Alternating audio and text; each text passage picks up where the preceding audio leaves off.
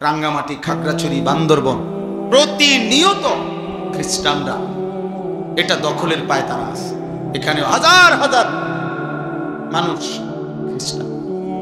আমাদের Saint Martin কক্সবাজারের ওখানে সেটাও অরক্ষিত। এটা নিয়েও নানামুখী কি আছে, ষড়যন্ত্র আছে। তো দেশটাই একদ্দুর, বুঝেন নাই কথাটা? এমনি আমরা জায়গা কদ্দুরে পুরোটা বাংলাদেশ ওয়ার্ল্ড ম্যাপে বাংলাদেশের জন্য যে কদ্দুর আঁকছে, এই কদ্দুরের মধ্যে কোনো একসাথে বাংলাদেশ পুরোটা এখন যায় না, জায়গা নাই। এই আমার দেশ এমনিতেই অল্প একটু, সেখানে যদি এতদিকে দুশ্মন ষড়যন্ত্র করে ছিনিয়ে নেওয়ার থাকবে কি? প্রিয় ভাই আমার, ছেলেরা আমার, বাবা আমার, আল্লাহর দিকে ফেরা দরকার। এটাই রাত গভীরের কথা। আল্লাহর দিকে আমাদের ফেরা দরকার। আমাদের আল্লাহই আমাদের সমাধান। আজকে ৭৭ বছর যাবত ফিলিস্তিনের মুসলমান নির্যাতিত, ৭৭ বছর একদিনে।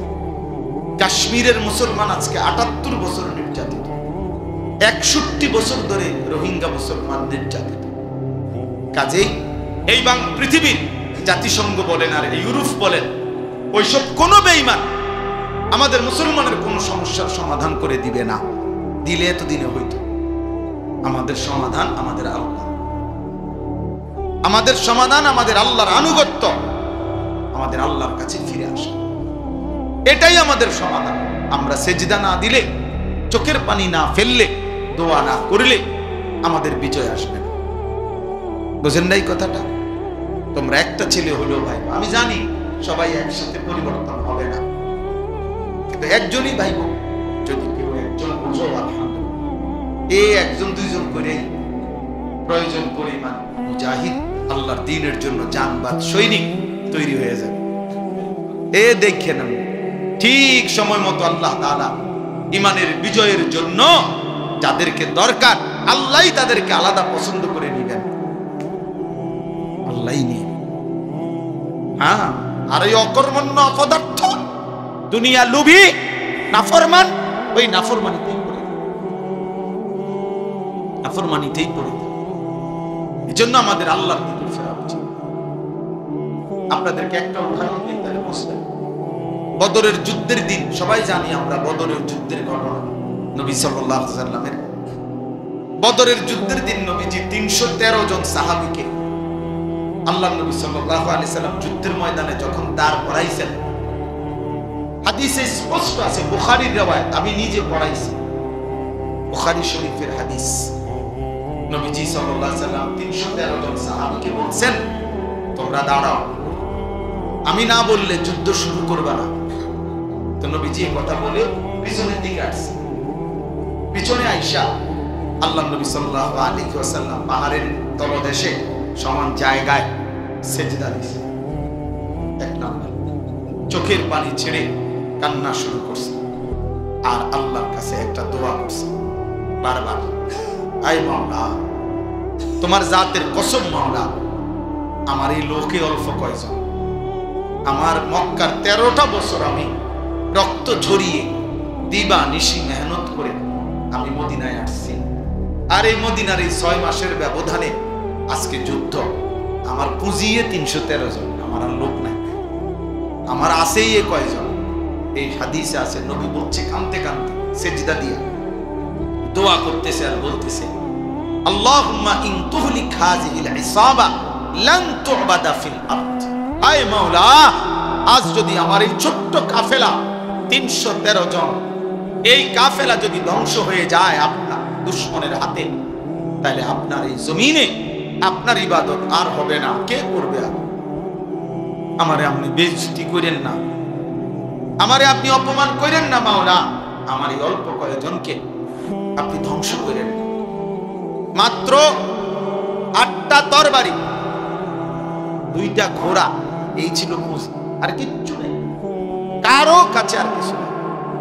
8টা তরবারি ছিল 8 জনের হাতে, 2 জনের কাছে 2টা ঘোড়া ছিল, আর বাকিদের কাছে কিছুই ছিল। কিন্তু নবীজি কি করলেন? 3টা কাজ করলেন। 1, সেজদা দিলেন। কি দিলেন? 2, চোখের পানি ফেললেন। 3, দোয়া করলেন। এই সেজদা চোখের পানি, দোয়া।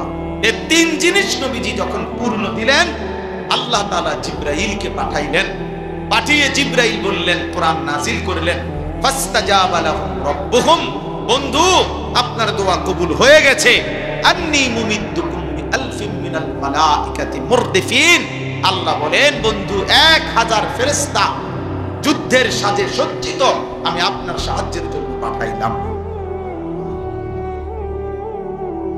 তো এরপরে মুসলমানের বিজয়। তাহলে মুমিনের বিজয়, মুসলমানের বিজয় সেজদাতে। কিসে? চোখের পানিতে, চোখের পানিতে, দোয়া। দোয়া আমাদের চোখের পানি, আমাদের সেজদা, আমাদের দোয়া, আমাদের জিহাদ, আমাদের কিতাল, আমাদের আল্লাহর জন্য জান দেওয়া, এটাই আমাদের বিজয়। এর মধ্যেই ঈমানের বিজয়, মুমিনের বিজয় আসতেই হবে। এ দেখেন তোমরা ছেলেরা মনে রাখো, ভাইয়া মনে রাখো, আমি বললাম রং তামাশা ছাড়তে হবে। দেখো এমনি সুদা হইতা না তো, ফিডা খাইয়া সুদা হইবা। দুশ্মনের আঘাতে একদিন চোখের পানি, রক্ত ঝরবে। আজ ফিলিস্তিনের মজলুমের চোখে পানি নাই, আজ রক্তই ঝরে। আজকে যদি ফিলিস্তিন গাজায় নিচের থেকে উঠায় কিছু, তাইলে মনে হবে পানির চাইতে বেশি রক্তই উঠবে। আজ আর তাদের চোখের পানি শুকায় গেছে, রক্তের বন্যা। 3 বছরের, 6 মাসের, 6 বছরের ছোট্ট ছোট্ট মাসুম বাচ্চা অকাতরে শহীদ হয়ে থাকে এই পৃথিবীতে, সভ্য পৃথিবীতে। এই জন্য সুন্দর সুন্দর কথা, পণ্ডিতি আর এই মোবাইল নিয়ে ব্যস্ত থাকা, এর নাম জিন্দেগি না। আল্লাহর সাথে গভীর সম্পর্ক, শিরিক মুক্ত ঈমান, আল্লাহর ইবাদত, বন্দিগি, এটাই আমাদের। আল্লাহ আমাদেরকে বুঝা মানা সহজ, সহজ। আল্লাহ আচ্ছা ভাইয়া উকি দিয়া দেখো, কিছু ছেলে পেলে এখন উকি দিয়া চায় শেষ হয় না। আহারে বেশরম রে, এরা আমার কাছে খুব শরম লাগে। ঠিক আছে বেটা, সামান্য কিছু খাইবা তো খাইবা, কিন্তু এই নির্লজ্জের মতো শুধু দেওয়ানের টাইমে কেমনে বলি, মানুষের তো একটা চোখ শরম আছে। আফসোস, আল্লাহ বুঝ দান করেন। চলেন, শেষ কথা আমার, আমি আপনাদের কাছে অনুরোধ করি আমরা ভাবতে শিখি। আবার দেখ, এই ইচ্ছা করে এই নাস্তিক মুরতাদ মহিলাগুলো বাংলাদেশের এই 18 কোটি মুসলমানের বিরুদ্ধে চ্যালেঞ্জ করছে। তার মানে এরা বারবার দুশ্মন, আমাদেরকে শান্তিতে থাকতে দিবে না, বারবার উস্কায় দেয়, বারবার ঝগড়া বাজায় দেয়। এই জন্য আগামীকাল হেফাজতে ইসলাম বাংলাদেশের উদ্যোগে আগামীকাল ইনশাআল্লাহ ঢাকার সোহরাওয়ার্দী উদ্যানে মহাসমাবেশ। এই নারী সংস্কার কমিশনের ভুয়া, কোরআন সুন্নাহ বিরোধী, মানবতা বিরোধী, হায়া বিরোধী এই কমিশন বাতিলের দাবিতে প্রতিবেদন এবং আরো কিছু ন্যায্য দাবি আগামীকাল আমরা সব ইনশাআল্লাহ ছুটছে। হাজার হাজার বাস, শত শত বাস আলহামদুলিল্লাহ ঢাকার উদ্দেশ্যে ইতিমধ্যে চলতেছে। আমরাও যাবো সব ইনশাআল্লাহ। আমাদের বাস টাসও সব রেডি, শেষ রাত্রের দিকে সব চলবে ইনশাআল্লাহ। ইমানের দাবিতে আমরা বলেই যাব, কেউ শুনুক বা না শুনুক, কিন্তু ইমানের দাবিতে আমাদেরকে আল্লাহর দ্বীনের জন্য লড়তেই হবে। এজন্য যুবক ভাই, তোমরা ফিরে আসো ভাইয়া। বেনামাজি জিন্দিগি, নাফরমানি জিন্দিগি দয়া করে আল্লাহর ওয়াস্তে ছেড়ে দাও। একটা ছেলে হলেও ফিরে আসো, আল্লাহর দিকে ফেরো। আগামী দিনে আমাদের এই গুনাহ আমাদেরকে মুসিবত টেনে আনবে। আল্লাহ আমাদেরকে মাফ করে দেন।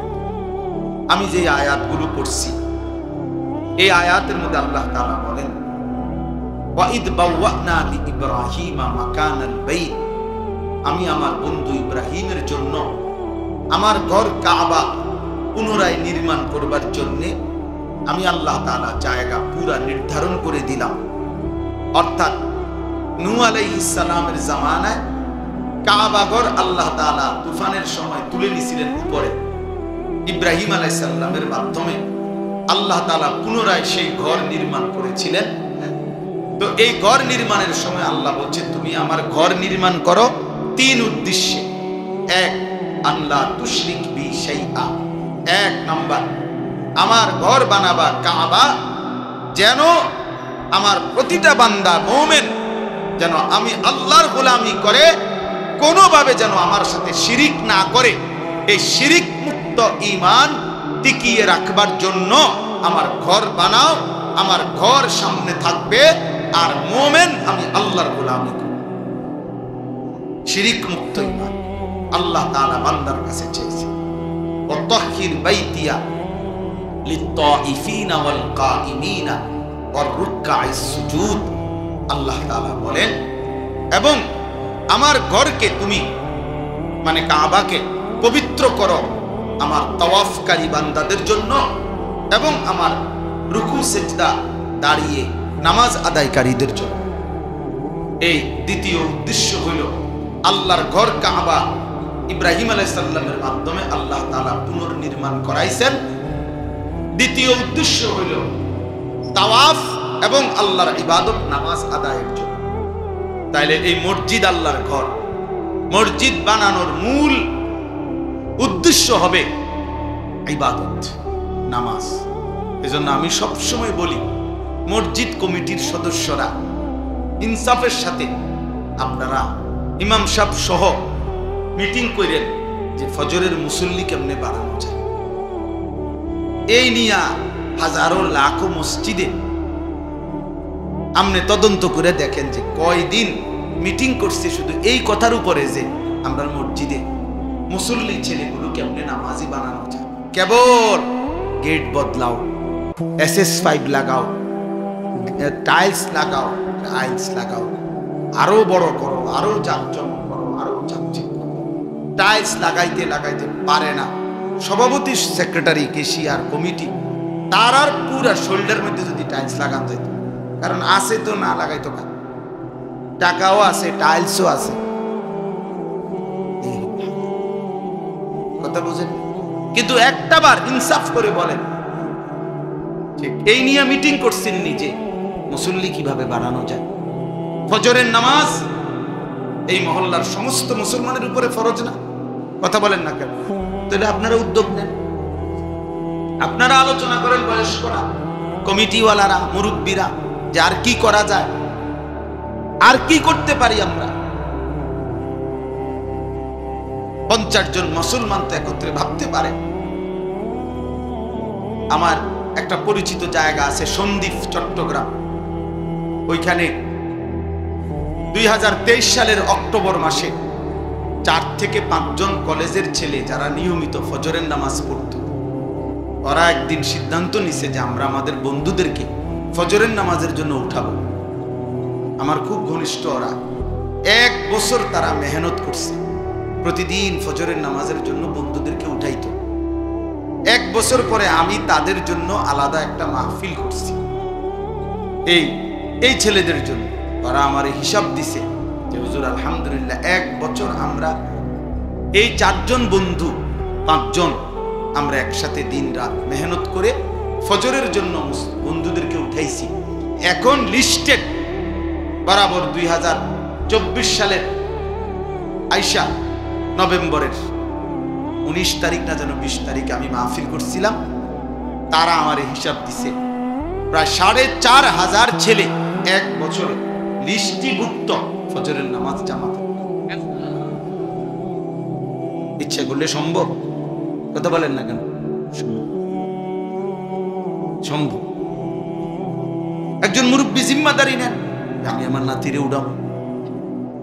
আমি তো আলহামদুলিল্লাহ আমার 7 বছরের বাচ্চাকে প্রতিদিন ফজরের নামাজের জন্য আমি দাঁড়ানো থাকি উঠাই, এরপরে মসজিদে। আজকে সকালেও আরে একবার উঠাইয়া বসাইছি, আবার আমি উজু করে এসে দেখি আবার শুয়ে গেছে।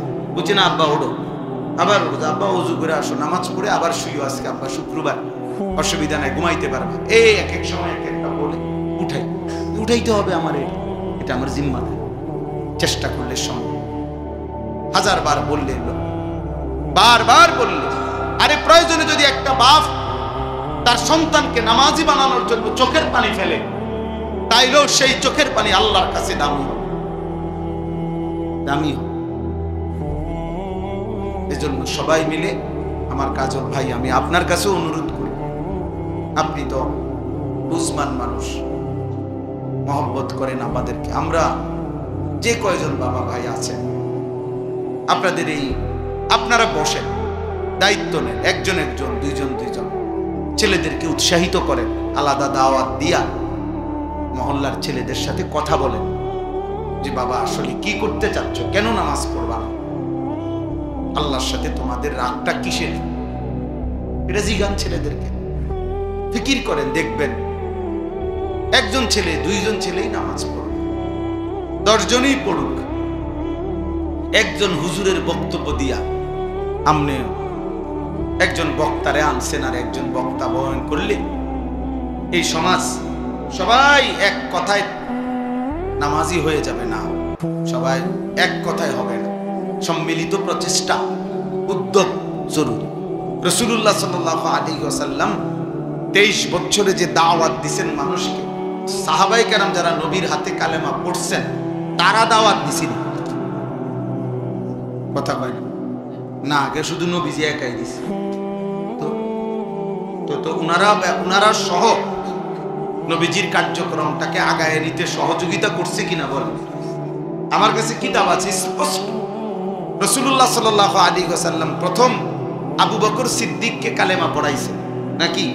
এই বাহিরে, ঘরের বাহিরে আবু বকর সিদ্দিক রাদিয়াল্লাহু তাআলা পরবর্তী 15 দিনের ভিতরে 6 জন বিখ্যাত সাহাবীকে উনি রাসূলুল্লাহ সাল্লাল্লাহু আলাইহি ওয়াসাল্লামের কাছে বুঝাইয়া আইনা কালেমা পড়ে মুসলমান। তাহলে এটা বুঝতে হবে, এটা বুঝতে হবে। হুজুর আমনে আইয়া কইয়া যান, সব বুড়া মানুষ অনেক আছে, মাঝ বয়সী অনেক আছে, হুজুর বেডিটি বেশি খারাপ, আমনে গদ্দুর কইয়া যান। হ্যাঁ হুজুর বুড়া মানুষ খুব খারাপ, আমনে গদ্দুর কইয়া যান। আমি গদ্দুর কইয়া যাই, এটা লাজন ফানি থু দাও না রে, এটা তাবিজ আর কি। একজনে বললে হবে না, সবাই মিলে কি নিতে হবে? উদ্যোগ নিতে হবে, সবাই উদ্যোগ নিতে হবে। আল্লাহ তাআলা তৌফিক দান করেন, আল্লাহ মাফ করে দেন।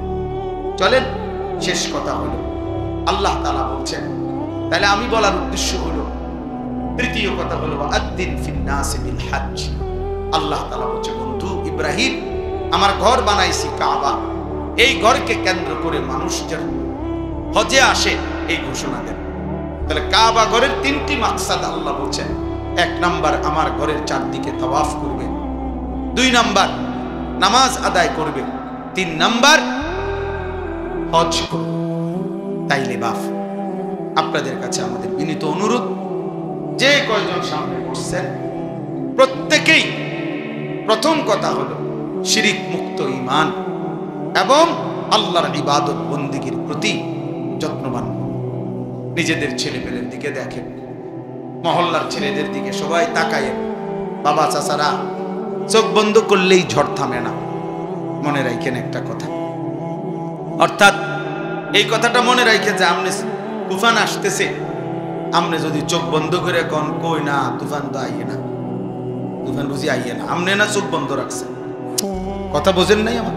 তাহলে চোখ বন্ধ করলে ঝড় থামে না, ঝড় তো আসতেই আছে, আমনে না চোখ বন্ধ করে রাখছে। তাহলে আপনি যদি বলেন আমি বুঝি না, তার মানে এই সমাজের অধপতন থামবে না, সমাজ নষ্ট হয়ে যাবে,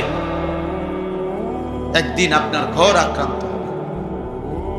এই জন্য প্রত্যেকের সাধ্যমতো নিজেকে সাধারণ মানুষ, গ্রামের মানুষ কিছু বললে হবে না, একেবারে দিন মজুর কুলি ঠেলাওয়ালা রিক্সাওয়ালাও তো নিজের সংসার বুঝে, সংসারের কিছু আসবাবপত্র ব্যবস্থা করে, তো এগুলো বুঝলে আপনি ওইটা বুঝবেন না কেন? এই জন্য প্রত্যেকেই আন্তরিকভাবে নিজেদের মহল্লায়, নিজেদের সমাজে, নিজেদের ছেলেদেরকে কিভাবে নামাজি বানানো যায় ফিকির করে। এই দেখেন এখন অনেকগুলো ছেলে ঢুকছে, এদেরকে জিজ্ঞাসা করে দেখেন, মুসলমানের বাচ্চা নামাজ পড়ছো কি? জিজ্ঞাসা করে দেখেন এদের মা কোথায়, এদের বাবা কোথায়, এদের আল্লাহ কোথায়, এদের রাসূল কোথায়? জিজ্ঞাসা করে, ইনসাফ করে বলেন যে বাবা এত বড় নির্লজ্জ কেমনে হল? আফসোস, ওই কপালে লানত যে কপাল আল্লাহকে সেজদা দেয়। লানত তোর কপাল, লানত বেটা, আল্লাহ লানত। আল্লাহ কোরআনে বলছে, ইবলিস তুই আমারে সেজদা দিলি না, তোর উপরে আমি আল্লাহর লানত কিয়ামত পর্যন্ত। কোরআন শরীফের আয়াত কিনা? এই জন্য ছেলেরা মনে রাখো, খাও কোনো অসুবিধা নাই, খাও, পেশাব করো, পায়খানা করো, নারী দেখো, ছবি দেখো, জিনার ব্যভিচার দেখো, কিন্তু মনে রাখো ওই জিন্দেগি জানোয়ারের জিন্দেগি, যে জিন্দেগি সেজদা করে না। ওই জীবন কুকুরের জীবন, যে জীবন আল্লাহর গোলামি করে না। আল্লাহ আমাদেরকে বুঝতে, আল্লাহ আমাদেরকে মাফ করে দেন, আল্লাহ আমাদেরকে কবুল করে নেন। আমাদের ছেলেদেরকে ফিরাইতে হবে, আমাদের সন্তানদেরকে ফিরাইতে হবে। বাপ মারা যেভাবে খামখেয়ালি শুরু করছেন, এভাবে জাতি টিকবে না। হ্যাঁ, বেঁচে থাকবে কিন্তু মুসলিম পরিচয় থাকবে না। এমনি বাচ্চা থাকবো আর কি, এমনি খাইবো পড়বো আর কি, দুনিয়া ভোগ করবে আর কি, কিন্তু একদিন গোটা ফ্যামিলির থেকে ইমানের পরিচয় চলে যাবে। কেউ আর চিনবে না আল্লাহ কোথায়। কারণ এই যে ছেলেগুলো মনে করে যে এক ওয়াক্ত নামাজ পড়ে না, সারা দিন রাত মোবাইলে নারী ছবি দেখে, তো আগামী 20 বছর পরে এদের জেনারেশন, এদের সন্তান, এরা বিবাহ শাদী করলে তার ফুতে তার জি কি শিখবে? 365 দিন নাফরমান। তুই মানুষের বাচ্চা বেটা, কোনদিন ফজরের নামাজ পড়বি না, এত বড় বেহায়া বেশরম মুসলমান হয়, এত বড় নিকৃষ্ট মানুষ মুসলমান হবে না, মুনাফিক। আল্লাহ রাসূল বলছে বেটা, নবী বলছে মুনাফিক, এটা আস্তা মুনাফিক। আর মুনাফিক সমস্ত বেঈমানের মধ্যে সবচেয়ে নিকৃষ্ট হলো কে? যত লোক আল্লাহর নাফরমান, তার মধ্যে মুনাফিক হলো সবচেয়ে নিকৃষ্ট। হযরত আব্দুল্লাহ ইবনে ওমর, হাদিসে আছে, নবীজির বিখ্যাত সাহাবী আব্দুল্লাহ ইবনে ওমর রাদিয়াল্লাহু তাআলা আনহুমা, তিনি বলছেন নবীজির জামানায় আমরা মুনাফিক চিনতাম এশা এবং ফজরের জামাতে অনুপস্থিতি দেখে। হাদিস এটা। উনি বলেন আমরা চিনতাম মুনাফিক কে আমাদের মাঝে, আমরা খুঁজতাম, বুঝতাম ফজর এবং এশার নামাজে অনুপস্থিত হতো। এই জন্য হযরত আব্দুল্লাহ ইবনে মাসউদ বলে যে রাসূলের জামানায়, সাহাবাদের জামানায় লজ্জায় শরমে যাতে দাগ না পড়ে যায়, চিহ্নিত হয়ে না যায়, এজন্য মুনাফিক যারা মুনাফিক ছিল বাস্তবিক অর্থে, তারাও রাসূলের জামানায় ফজরের নামাজ মিস করতো না। কারণ মিস করলে তো মানুষ কইব তে মুনাফিক, অথচ সে বাস্তবিকে কি মুনাফিক। কিন্তু মানুষ যাতে তারা না চিনে, না বুঝে, এই জন্য কি করত? আমার মুসলমান নামধারী এই হাইওয়ান মুসলমানের বাচ্চা, আর বাপ মুসলমান, তার মা মুসলমান, জানোয়ার, একদিনও ফজরের নামাজ পড়ে। বাপ হয়েও বেটকা হেবড়া বইয়া বইয়া বিড়ি গা, চা দোয়ানে গপ মারে।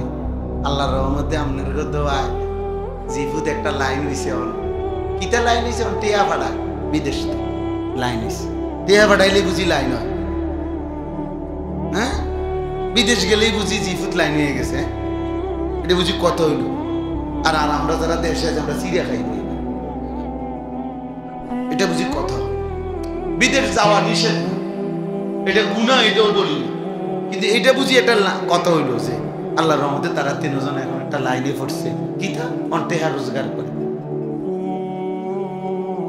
টাকা রোজগার করে, এবার খুশি, মানুষের গপ মারে, চা দোয়ানে বইয়া বই, হ্যাঁ, লম্বা লম্বা কথা, লম্বা লম্বা, ভালো খাইতে পারতেছে, শেষ বয়স, আপেল খায়, মালটা খায়, চা খায়, বন খায়, গপ মারে, আর কি বাজার হইতেছে, খাইতে আছে, ফুতে টিয়া ফাটাইতে আছে, হালাল হারাম এত কিছু প্রমাণের সময় আছে। হালাল না হারাম সেটা দরকার কি? আমার দরকার টাকা, আমার দরকার বাতে না। আস্তাগফিরুল্লাহ, আস্তাগফিরুল্লাহ। ভুলে গেলে চলবে না, আখিরাত নিশ্চিত, মৃত্যু আমাদের নিশ্চিত, কবর আমাদের নিশ্চিত, ভুলে গেলে চলবে। জাহান্নামের আযাব বড় ভয়ানক আযাব, বড় ভয়ানক আযাব। আল্লাহ তাআলা কোরআনুল কারীমে বলছেন, কাল্লা সাউফা তা'লামুন, বান্দা শোনো, মনে রেখো বান্দা, দুনিয়া নিয়ে ব্যস্ত হয়ে গেলাম, আলহাকুমুত তাকাসুর, দুনিয়া বাড়ানোর নেশা তোমাদেরকে আমি আল্লাহ থেকে, ইবাদত থেকে গাফেল করে দিল, হাত্তা জুরতুমুল মাকাবির, মনে রেখো এরই মধ্যে একদিন তুমি পৌঁছে যাবে কবরস্থানে। মনোযোগ দিলেও মরে যাইবা, অমনোযোগ হইলেও মরে যাইবা, সেজদা দিলেও মরে যাইবা, নাফরমানি করলেও মরে যাবে। ইব্রাহিম নবীরও মৃত্যু হইছে, নমরুদেরও মৃত্যু হইছে, মুসা নবীও ইন্তেকাল করছে, ফেরাউনও কি করছে? তার মানে অনুগত থাকে নাই, অবাধ্য থাকে নাই, চলেই যাবা। তবে কাল্লা সাউফা তা'লামুন, আল্লাহ বলেন অচিরেই কবরে আমি আল্লাহ তোমারে জানায় দেব, বুঝায় দেব, আমার এক এক নাফরমানির শাস্তি আমি দেখায় দেব। হাদিসের মধ্যে আছে, আল্লাহ নবী সাল্লাল্লাহু আলাইহি সাল্লাম সাহাবীর কবর দেখে,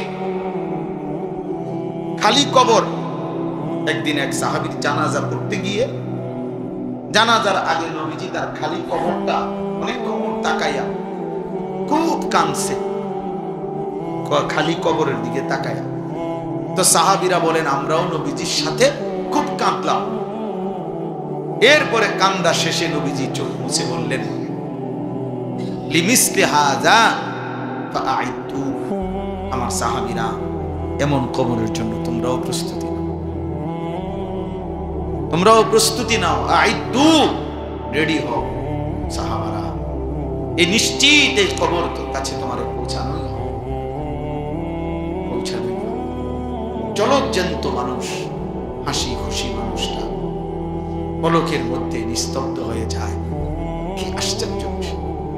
আমার মামি কিছুদিন আগে মারা গেছে, আমি মামি, বড় মামি আমার জানাজা পড়তে গেছে, তখন আমার মনে পড়ছে, হায় মামি, আপনি আমার ছোটবেলায় ছাত্র জীবনে আমি খুব সিমের বিচি খাইতে পছন্দ করতাম, সিমের দানা। আমার মামি তরকারি রাঁধলে, সিমের তরকারি রাঁধলে সিম এগুলো আলাদা নিয়ে বাটিতে আবার একটা একটা করে দানা খুলতো, খুললা দানাগুলো খুইলা আমার একসাথে মুঠ করে কত সময় মামি আমারে এই সিমের দানা দিছে, খাইতাম। তো সেই মানুষটা যাকে আমি চোখে দেখলাম এতদিন, এতবার, সেই তিনি কবরে চলে গেছে, কবরে চলে গেছে। কি ব্যস্ততম জিন্দেগি ছিল, বড় সংসার ছিল, সব ছেড়ে চলে গেছে। এমনই তো,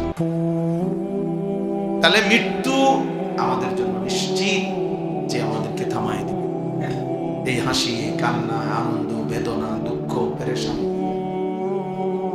এই ছেলেরা তোমাদের জওয়ানি থামায় দিবে। তোমরা জানো না কে দেখে তোমাকে, তোমার চুলের ফ্যাশন, কোন ইবলিস ছাড়া, শয়তান ছাড়া কেউ দেখে। অনেক ছেলে আসছো, গায়ের গেঞ্জি গায়ে, খেলোয়াড়ের গেঞ্জি, ক্রিকেটের গেঞ্জি, সদর বদল আর কি গায়ে দাও, কি পড়ো, কি মুসলমান, কি মা বাপ, কিচ্ছু খবর। মুসলমানের আখলাক জিজ্ঞাসা করে, নামাজ পড়ছে কয়জন? এশার নামাজও পড়ে নাই, মাগরিবের নামাজও পড়ে নাই। এই নির্লজ্জ বেহায়া, এত বড় বেশরম কেমনে মসজিদে বলবো? জিজ্ঞাসা যে তোর কলিজার মধ্যে একটা ভয় লাগলো না? আল্লাহর ঘরে কেমনে বসলি নাফরমান, সেজদা ছাড়া? তোর মা তোরে কোনোদিন নামাজের সবক দেয় না? বাবা তোমারে কোনোদিন নামাজের সবক দেয় না? এক মা বাপ সন্তানকে লালন পালন করছে, এই ছোটবেলায় এত আদর সোহাগ দিয়া বাচ্চাকে বড় করছে এক মা বাপ।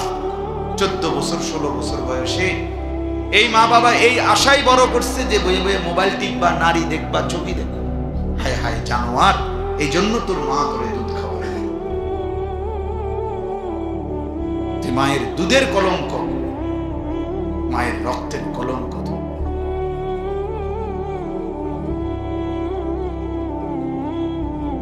কিচ্ছু অর্জন হয় না শেষ পর্যন্ত।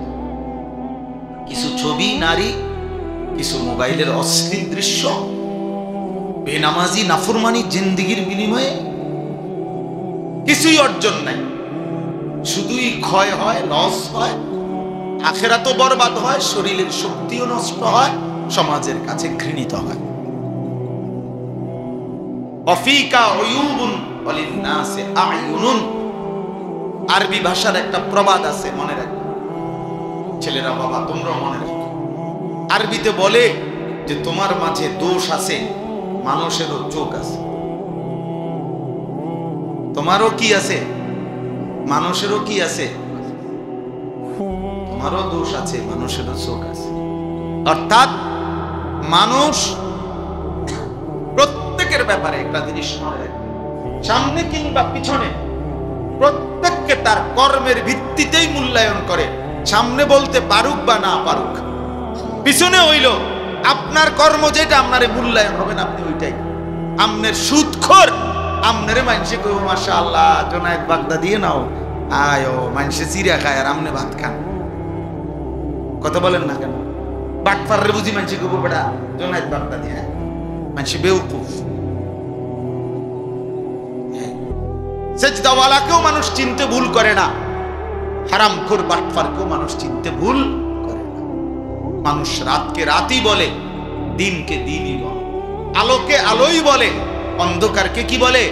অন্ধকারই বলে। এজন্য হারামখোর, পাপী, নাফরমান, তোরে বেটা চরিত্রহীন ছেলে তোমরা যারা এ নারী দেখো, ছবি দেখো, মোবাইলে অশ্লীল দৃশ্য দেখো, এক ওয়াক্ত সেজদা দাও না, তোরে মানুষ বেটা কোনোদিনও সম্মানের চোখে দেখে না, তোরে হাইওয়ান জানোয়ারের এক আইটেম ছাড়া আর কিচ্ছু মনে করে না। হ্যাঁ, চলতে থাকো, যদি মনে করো জানোয়ারের পরিচয় নিয়েই, জানোয়ারের বৈশিষ্ট্য নিয়েই আমি সন্তুষ্ট, তো ঠিক আছে, চলো ভাইয়া চলো, অসুবিধা কি? ফাসাউফা তারা ইদিন কাশাফাল গুবার, খুব দ্রুতই দেখতে পাইবেন, অচিরেই দেখবেন, অচিরেই ফয়সালা হয়ে যাবে। মৃত্যু এসে পার্থক্য করে দিবে, মৃত্যু এসে বুঝায় দিবে কোনটা ছিল করণীয়, কোনটা ছিল বর্জনীয়, কোনটা ছিল উচিত, কোনটা ছিল অনুচিত। সারা পৃথিবী জুড়ে মুসলমানদের দুর্দশা, মুসলমানের উপরে জুলুম, নির্যাতন, মুসলমানের রক্তে আল্লাহর জমিন ভাসতেছে। সামান্য অজুহাতে, ঠুনকো অজুহাতে মুসলমানকে নিশ্চিহ্ন করে ফেলা হচ্ছে। ফিলিস্তিন, গাজাতে তো রক্তের বন্যা বইতেছেই। আবার আজকে 1-1.5 সপ্তাহ যাবত ভারতে এই হিন্দু বেঈমানরা, তারা একেবারেই সামান্য অজুহাতে জম্মু কাশ্মীরের মধ্যে একজন হিন্দু অফিসারকে সন্ত্রাসীরা হত্যা করছে। এই ইস্যুটাকে সাথে নিয়ে এটাকে বড় করে হামলা করছে সন্ত্রাসীরা কিছু পর্যটকের উপরে। সেটা তো নির্দিষ্ট বিচার হবে, সন্ত্রাসীকে ধরা হবে, অপরাধীকে ধরা হবে, কিন্তু এই অপরাধীকে ধরার কোনো নাম গন্ধ নাই। পুরা কাশ্মীরে লক্ষ লক্ষ মুসলমানের উপরে, পুরা ইন্ডিয়ায়, গুজরাট সহ ইন্ডিয়ার লাখ লাখ মুসলমানের বাড়ি ঘর ভাঙ্গা সমান করে জানেন। এখানে সন্ত্রাসী ধরার নাম নাই, পাকিস্তানকে পুরা অস্ত্রের হুমকি, মকির লগে কি পাকিস্তানের সাথে যুদ্ধের মুখোমুখি। আশ্চর্য এই ইস্যুকে কেন্দ্র করে। এই জন্য বললাম ভাই, বেঈমান সর্বদা চেষ্টা করে কোনো না কোনো ছোট্ট অজুহাতে আমাদের উপরে জুলুমের বন্যা বয়ে দিবে, রক্তের বন্যা বসায় দিবে। সেদিন তোমরা বুঝবা, সেদিন মনেই পড়বে এই মোবাইল টিপা, এই আল্লাহকে নারাজ করা, সেজদাবিহীন এই জীবন মনে পড়বে, মনে পড়বে। প্রতিবেশী যেহেতু গায়ে পড়ে ঝগড়া করতেছে, অতএব এটা খুব দ্রুতই ভয় হয় আমাদের এই চারদিকের প্রতিবেশী ইন্ডিয়া পরিকল্পিতভাবে ফ্যাসিস্ট জালেম যেদিন থেকে পলায়ন করছে তারপর থেকে পরিকল্পিতভাবে ইচ্ছা করে গায়ে পড়ে মুসলমানদের উপরে জুলুম করতেছে। তার মানে এই যুদ্ধ, এই ষড়যন্ত্র, এই আগুনের লেলিহান দাবানল এখানেও ছড়াবে, এটা পৌঁছাবে এখানে কোনো না কোনো অজুহাতে, কোনো না কোনো টিপতে থাকো মোবাইল, দেখতে থাকো নারী ছবি। চলো ছেলেরা চুলের ফ্যাশন করো, নারী দেখো, ছবি দেখো, অসুবিধা নেই। শুধু অপেক্ষা করো আল্লাহর আযাব কখন আসবে, আল্লাহর আযাব কখন আসবে। সময় গুনতে থাকে, সময় গুনতে থাকে। সবাই বেখবর, আমরা সবাই বেখবর। আমাদের বাবা, আমাদের মা, আমাদের অভিভাবকরাও বেখবর। সবাই ব্যস্ত। কি নিয়ে ব্যস্ত বুঝি না আমি। ছেলে নামাজ পড়ে না, বাবা, মেয়ে পর্দা করে না, স্ত্রী পর্দা করে না, ঘরে নর্তকীর নাচ গান চলতেছে, ছেলের হাতে মেয়ের হাতে মোবাইল, সারা রাত নাচ গান দেখতেছে। এবারটা কি সংসার করে, কি করে আমি বুঝি না। এবারটা এই অপদার্থ বাপ, তুমি বেটা করোটা কি? তোমার পোলাটাও নামাজ পড়ে না, তোমার মেয়েটাও পর্দা করে না, তোমার বউটাও পর্দা করে না, তোমার ঘরে রঙিন টেলিভিশনে নর্তকী নাচে, তো তুমি অপদার্থ কি সংসার করো রে? কিতা করো রে তুমি? কিরে ভাই বলেন না, কি করেটা কিসে? মুসলমান করছেটা কি? তাই আল্লাহ আমাদেরকে বুঝদান করে। আমাদের ভাবা দরকার, আমাদের ভাবনা দরকার, ইনসাফ দরকার। আমরা নিজের হাতে আমাদের উপরে মুসিবত টেনে আনতেছি। মা আসাবাকুম মিন মুসিবাতিন ফাবিমা কাসাবাত আইদিকুম। আল্লাহ তাআলা বলেন, তোমাদের উপরে যত মুসিবত আসে সব তোমাদের হাতের কামাই, তোমাদের গুনাহ, তোমাদের মুসিবত। আমাদের পাপ, আমাদের এই ছেলেদের, মেয়েদের, আমাদের বয়স্কদের এই হারাম গুনাহ, আমার আপনার প্রতিটা পাপ আমাদের জন্য আযাবকে কাছায়, আযাবকে কাছায়। এই জন্য আমরা, আমাদের নিরাপত্তা দরকার। আপনারা শুনছেন আমাদের হযরত মাওলানা মুফতি আমজাদ সাহেব কথা বলছেন শেষ দিকে। আপনি চিন্তা করে দেখেন, এটা বাংলাদেশ, এখানে সবাই জানে যে সংখ্যাগরিষ্ঠ এখানে মুসলমান, ধর্মপ্রাণ মানুষ এদেশে লক্ষ লক্ষ মসজিদ মাদ্রাসা আছে। এত কিছুর ভিতর দিয়া, এত আলেম ওলামার ভিতর দিয়া 5ই আগস্ট পরবর্তী, 24-এর পরবর্তী যে সময়ে আপনার ফ্যাসিস্টের কোনো অনুসারী ক্ষমতায় নাই, এরপরেও এই মহিলা নামের কতগুলো মুরতাদ, নারী নামের কতগুলো মুরতাদ বেঈমান বাংলাদেশের জমিনে সরকারের কাছে এই প্রস্তাবনা দিছে যে সরাসরি আল্লাহর কোরআনকে চেঞ্জ করা। এত বড় সাহস! বিষয়টা তো শুধু প্রতিবাদ না, এটা চিন্তা করার বিষয় যে মানে এই সময় আইয়া এই সাহসটা হইল কেমন? তাহলে এরা কত বড় নিকৃষ্ট, কত বড় জঘন্য, মানবতার কি পরিমাণ দুশ্মন। একটি সমাজের জন্য প্রস্তাব দিছে যে ছেলে মেয়ে বিবাহ ধর্মের বন্ধনে, বিবাহ বন্ধন ধর্মের ভিত্তিতে বিবাহ বন্ধনে আবদ্ধ হয়ে না হয়ে যদি নিজেদের ইচ্ছে মতো, পছন্দ মতো তারা যদি একত্রে থাকতে চায়, রাষ্ট্র সমাজ কেউ বাধাগ্রস্ত করতে পারবে না। এই আইন, এটা আইন। তার মানে কি? ছেলে মেয়ে যেখানে মন চায় কুত্তার মতো শুইয়া লাইব, যার যেখানে মন চায়। এই সমাজ টিকবে তো তাইলে? যৌনকর্মী, বেশ্যা, পতিতা পৃথিবীর ইতিহাসে, মানবতার ইতিহাসে কোন জায়গায় একেবারে সামান্যতম মনুষ্যত্ব যার মধ্যে আছে, তারা এটা একটি জঘন্য অপরাধ, নারীর এই অসভ্যতা, কোন নারী দেহ বিক্রি করা, নাউজুবিল্লাহ, এই মুরতাদরা, এই নারী সংস্কার কমিশনের এই মুরতাদগুলো প্রকাশ্যে প্রস্তাবনা লিখছে যে এই যৌনকর্মী, বেশ্যা, পতিতাকে রাষ্ট্রীয়ভাবে শ্রমিক হিসাবে স্বীকৃতি দিতে হবে। এরা শ্রমিক, এরা ওয়ার্কার। আপনি চিন্তা করছেন এই সমাজ কোথায় গিয়ে পৌঁছবে? অর্থাৎ ছেলেদেরকে, মেয়েদেরকে প্রকাশ্যে আমন্ত্রণ জানাইছে, তোমরা আরেকটু সবর করো, তোমাদের অবাধ জিনা ব্যভিচারের জন্য একদম প্রকাশ্য ব্যবস্থা করে দিচ্ছি, আরেকটু সবর, আরেকটু সবর করো। তাইলে ভেবে দেখেন, পিছনে বেঈমানের মদত, কাফের মুশরিকদের মদত ছাড়া তারা এটা করতে পারে? তাহলে আমরা কোথায় আছি? আমাদের এত মসজিদ, এত মাদ্রাসা, এত আজান, আমরা এত বিপুল পরিমাণ মুসলমানের সামনে দাঁড়াইয়া আল্লাহর কোরআনের বিরুদ্ধে এত বড় কথা বলতে পারা, এই সাহস এই বেঈমানরা কোথায় পাইল? বলো।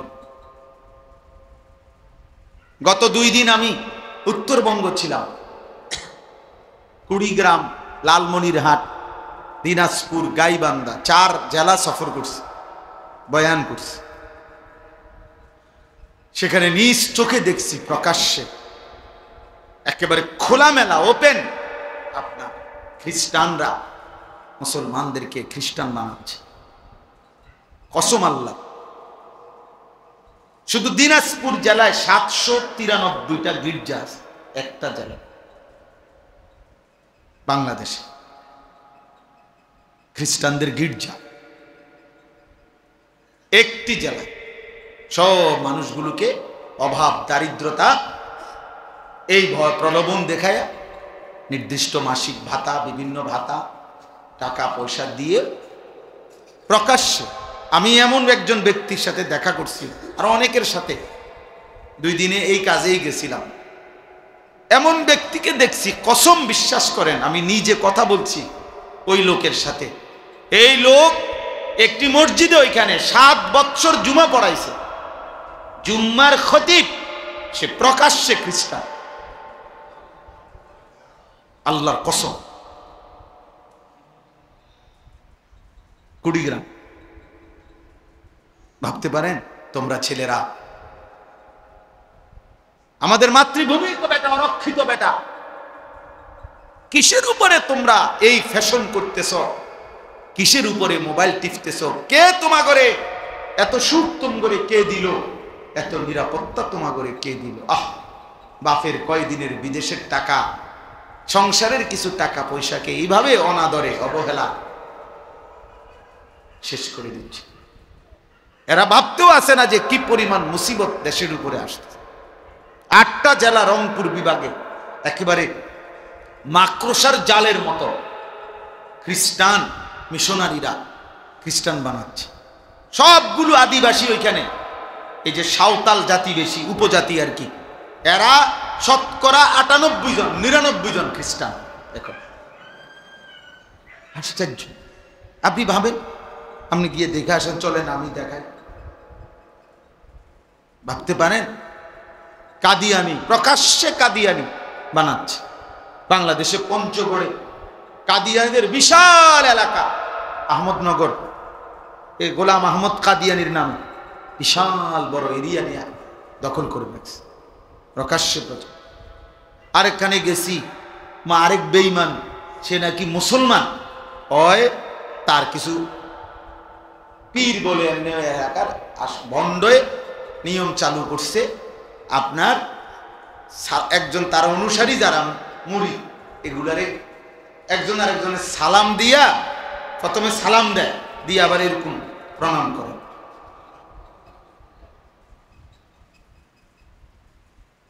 কি এটা কি? আমাদের দেশে দেখেন ওই অনেকে মাজার দেখলে এরকম করে, কেরম কেরম জানি কিটা করে জানি, সিঞ্জি মিঞ্জি তো দেখি অনেক সময়, হেইতে কইতে হেতে কি করছে বুঝেন না? কারে সম্মান করলা? কি বিল্ডিং এর সম্মান করলে এরকম, নাকি যিনি পীর সাহেব বুজুর্গ কবরে আছে ওনারে সম্মান করলে? তো যদি ওনারে স্মরণ করো তো ওনার জন্য সূরা ফাতিহা না পড়বা কি? বুঝেন নাই কথা? কোন কবরবাসীকে স্মরণ করার নিয়ম কি? এরকম কেন এরকম সুমা দেওয়ানিটা ডিকিতা আপনি সূরা ফাতিহা না পড়বেন? দাঁড়ান তাহলে অসুবিধা কি? সিএনজি থামান, অটো থামান, গাড়ি থামান, থামাইয়া সবাই কি পড়েন? সূরা ফাতিহা পড়েন, 3 বার কুল হুয়াল্লাহু আহাদ পড়েন, ঠিক না? কবর জিয়ারতের নিয়ম কি এগুলা নাকি বলেন না? তাহলে আমনের আমার যদি কবর বাবার কবর জিয়ারত নিয়ম এটা হয়, তো পীর সাহেব বাবার কবর জিয়ারত আরেক নিয়ম হবে কা? বলে এটা আরেক নিয়ম হবে কেন? আল্লাহ আমাদেরকে মাফ করে দেন। এজন্য আমাদের জন্য এটা জরুরি। আমি এই বাস্তবতাগুলো, আমাদের পার্বত্য চট্টগ্রাম অরক্ষিত, রাঙ্গামাটি, খাগড়াছড়ি, বান্দরবন, প্রতিনিয়ত খ্রিস্টানরা এটা দখলের পায় তারা আছে। এখানে হাজার হাজার মানুষ খ্রিস্টান। আমাদের সেন্ট মার্টিন কক্সবাজারের ওখানে সেটাও অরক্ষিত। এটা নিয়েও নানামুখী কি আছে, ষড়যন্ত্র আছে। তো দেশটাই এ কদ্দুর, বুঝেন নাই কথাটা? এমনি আমরা জায়গা কদ্দুরে পুরোটা বাংলাদেশ ওয়ার্ল্ড ম্যাপে বাংলাদেশের জন্য যে কদ্দুর আঁকছে, এই কদ্দুরের মধ্যে কোনো একসাথে বাংলাদেশ পুরোটা এখন যায় না, জায়গা নাই। এই আমার দেশ এমনিতেই অল্প একটু, সেখানে যদি এতদিকে দুশ্মন ষড়যন্ত্র করে ছিনিয়ে নেওয়া থাকবে কি আর?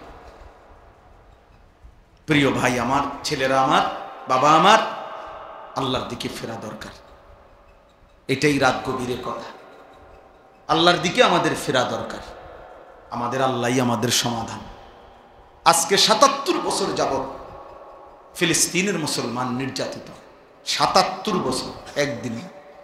কাশ্মীরের মুসলমান আজকে ৭৮ বছর নির্যাতিত, ৬১ বছর ধরে রোহিঙ্গা মুসলমান নির্যাতিত। কাজেই এই পৃথিবীর জাতিসংঘ বলেন আর ইউরোপ বলেন, ওইসব কোনো বেঈমান আমাদের মুসলমানের কোনো সমস্যার সমাধান করে দিবে না। দিলে এতদিনে হইতো। আমাদের সমাধান আমাদের আল্লাহ, আমাদের সমাধান আমাদের আল্লাহর আনুগত্য, আমাদের আল্লাহর কাছে ফিরে আসা, এটাই আমাদের সমাধান। আমরা সেজদা না দিলে, চোখের পানি না ফেললে, দোয়া না করলে আমাদের বিজয় আসবে না। বুঝেন নাই কথাটা? তোমরা একটা ছেলে হলেও ভাইব। আমি জানি সবাই একসাথে পরিবর্তন হবে না, কিন্তু একজনই ভাইব। যদি কেউ একজন বুঝো আলহামদুলিল্লাহ, এই একজন দুইজন করেই প্রয়োজন পরিমাণ মুজাহিদ, আল্লাহর দ্বীনের জন্য জানবাদ সৈনিক তৈরি হয়ে যাবে।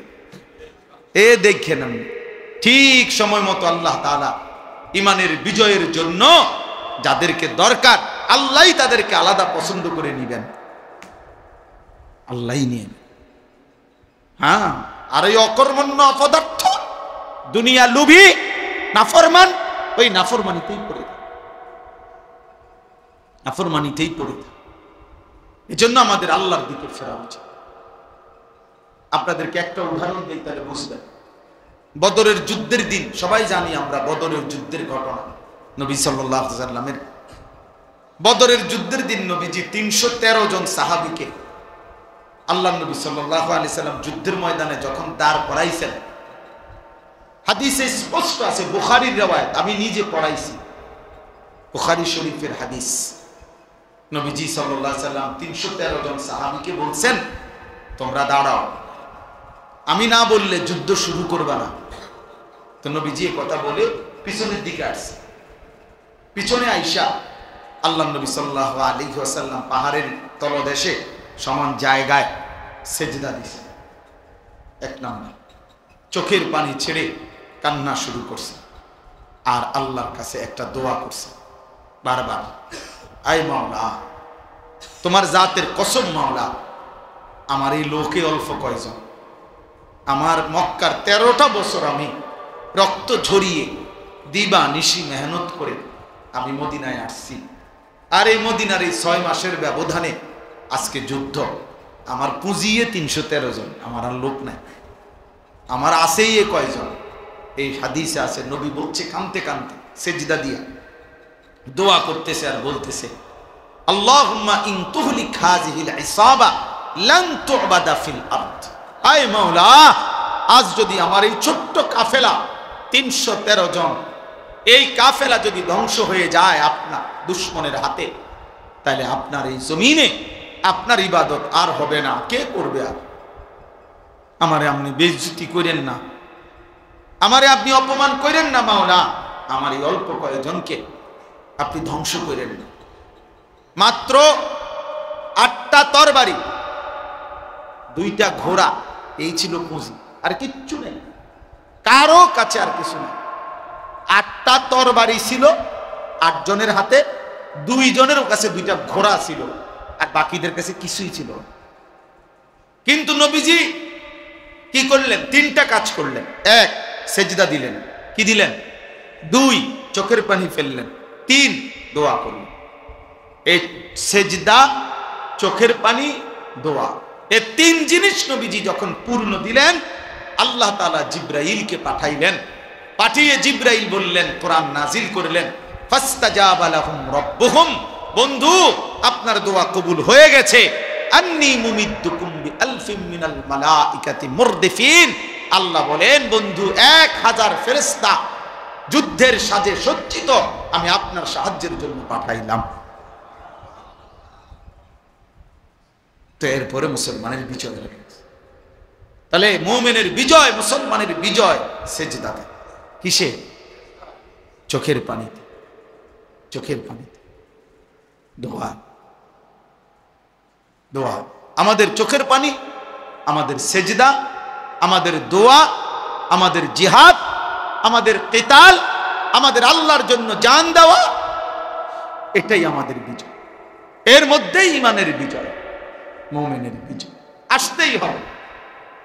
এ দেখেন, তোমরা ছেলেরা মনে রাখো, ভাইয়া মনে রাখো, আমি বললাম রং তামাশা ছাড়তে হবে। দেখো এমনি সোজা হইতা না তো, ফিডা খাইয়া সোজা হইবা। আর দুশ্মনের আঘাতে একদিন চোখের পানি, রক্ত ঝরবে।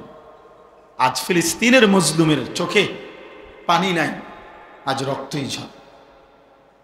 আজকে যদি ফিলিস্তিন গাজায় নিচের থেকে উঠায় কিছু, তাইলে মনে হবে পানির চাইতে বেশি রক্তই উঠবে।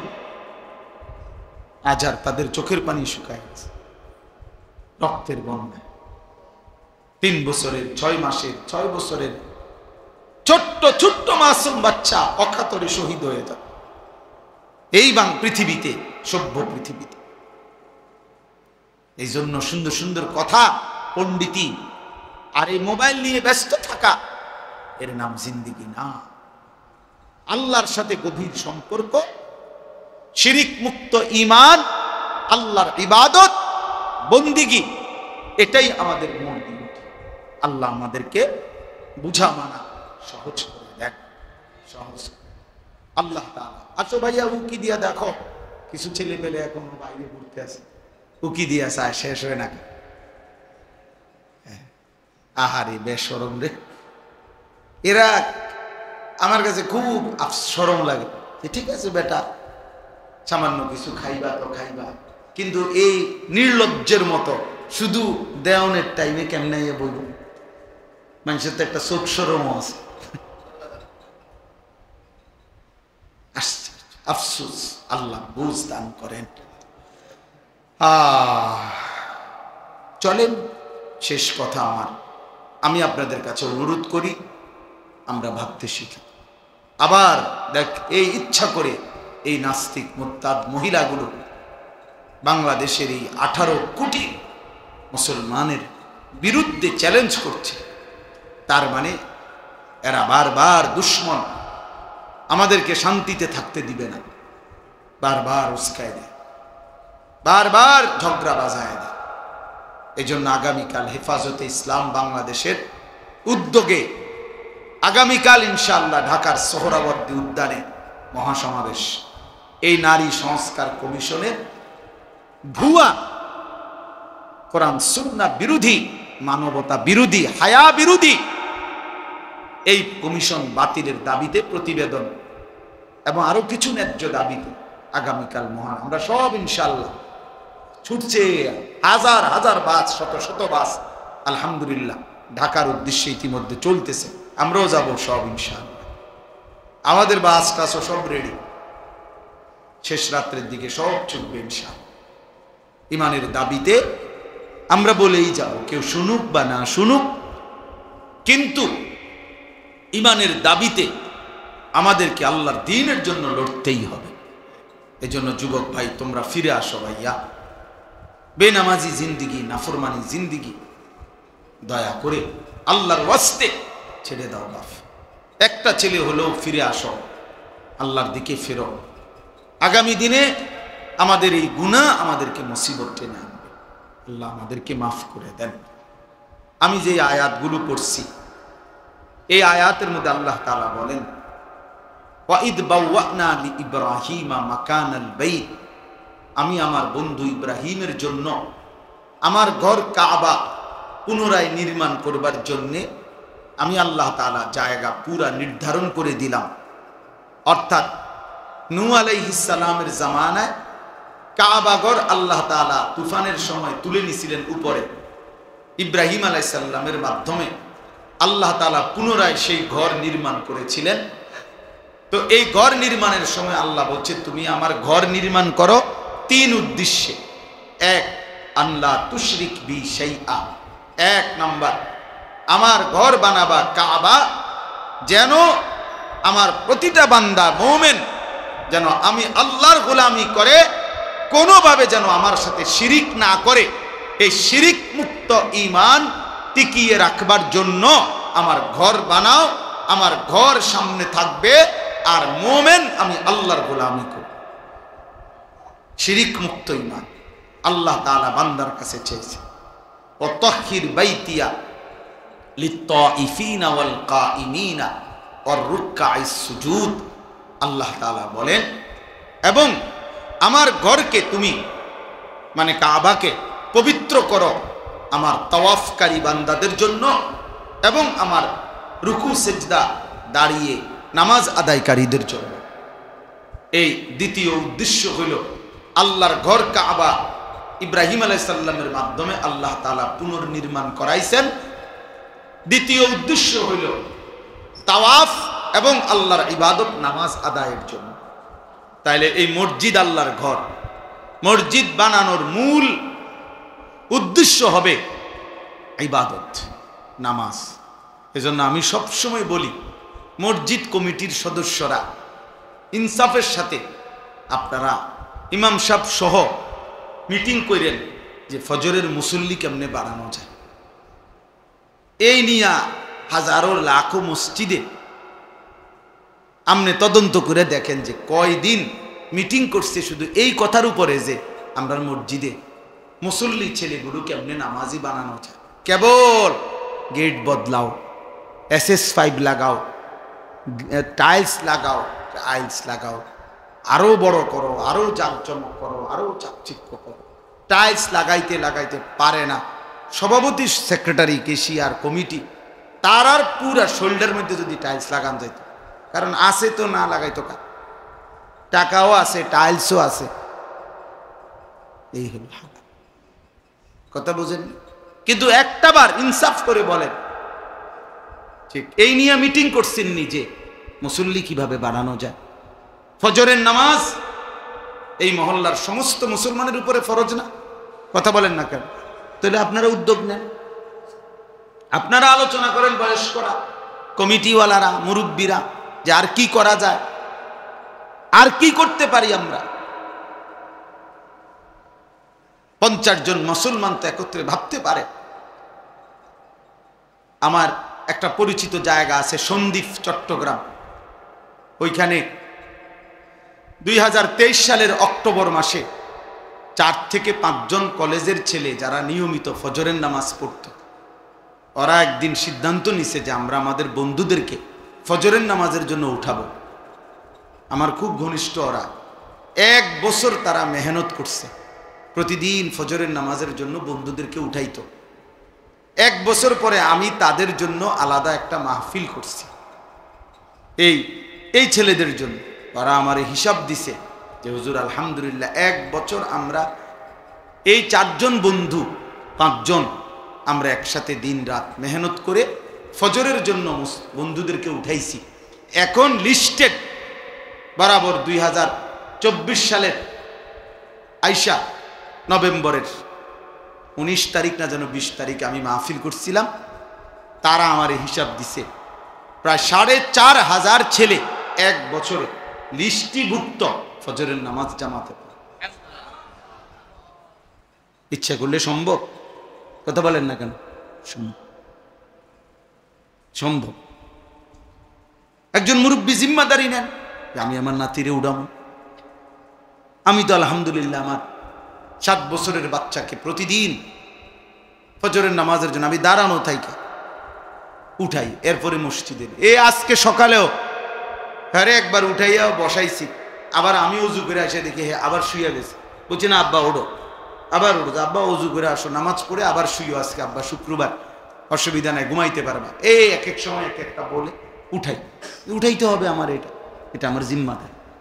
চেষ্টা করলে সম্ভব।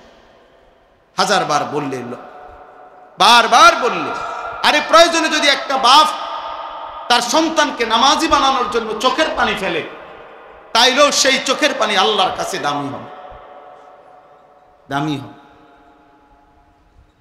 এজন্য সবাই মিলে, আমার কাজল ভাই, আমি আপনার কাছেও অনুরোধ করি, আপনি তো বুঝমান মানুষ, মহব্বত করেন আমাদেরকে। আমরা যে কয়জন বাবা ভাই আছেন,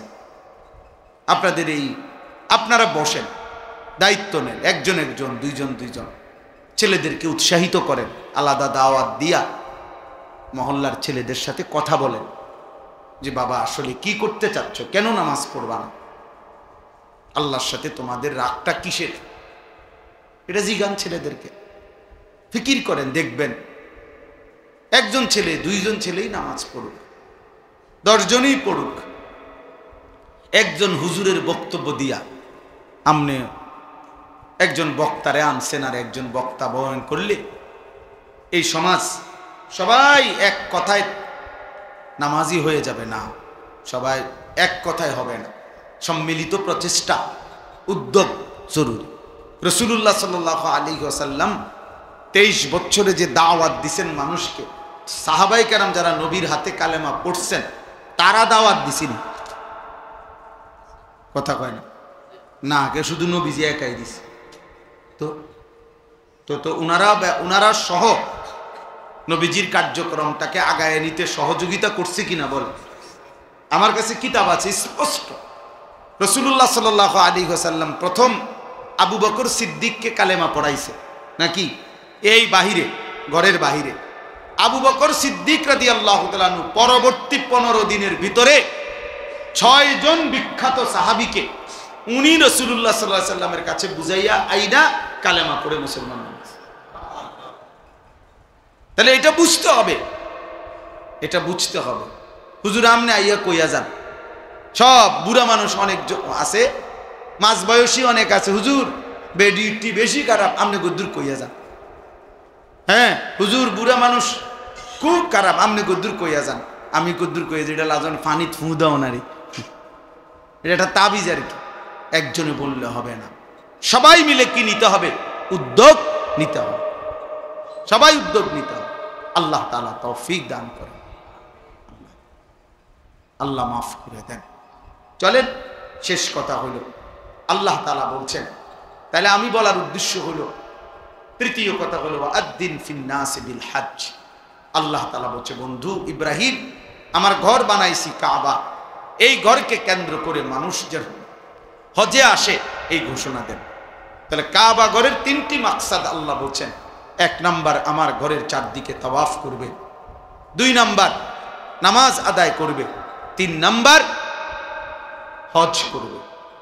তাইলে বাপ আপনাদের কাছে আমাদের বিনীত অনুরোধ, যে কয়জন সামনে বসছেন প্রত্যেকেই প্রথম কথা হলো শিরিক মুক্ত ঈমান এবং আল্লাহর ইবাদত বন্দিগির প্রতি যত্নবান হন।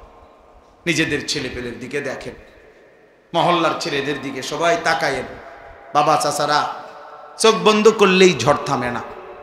মনে রাখেন একটা কথা, অর্থাৎ এই কথাটা মনে রাখেন যে আমনে তুফান আসতেছে, আমনে যদি চোখ বন্ধ করে কোন কই না তুফান তো আইয়ে না, তুফান বুঝি আইয়ে না, আমনে না চোখ বন্ধ রাখছেন, কথা বোঝেন নাই আমার?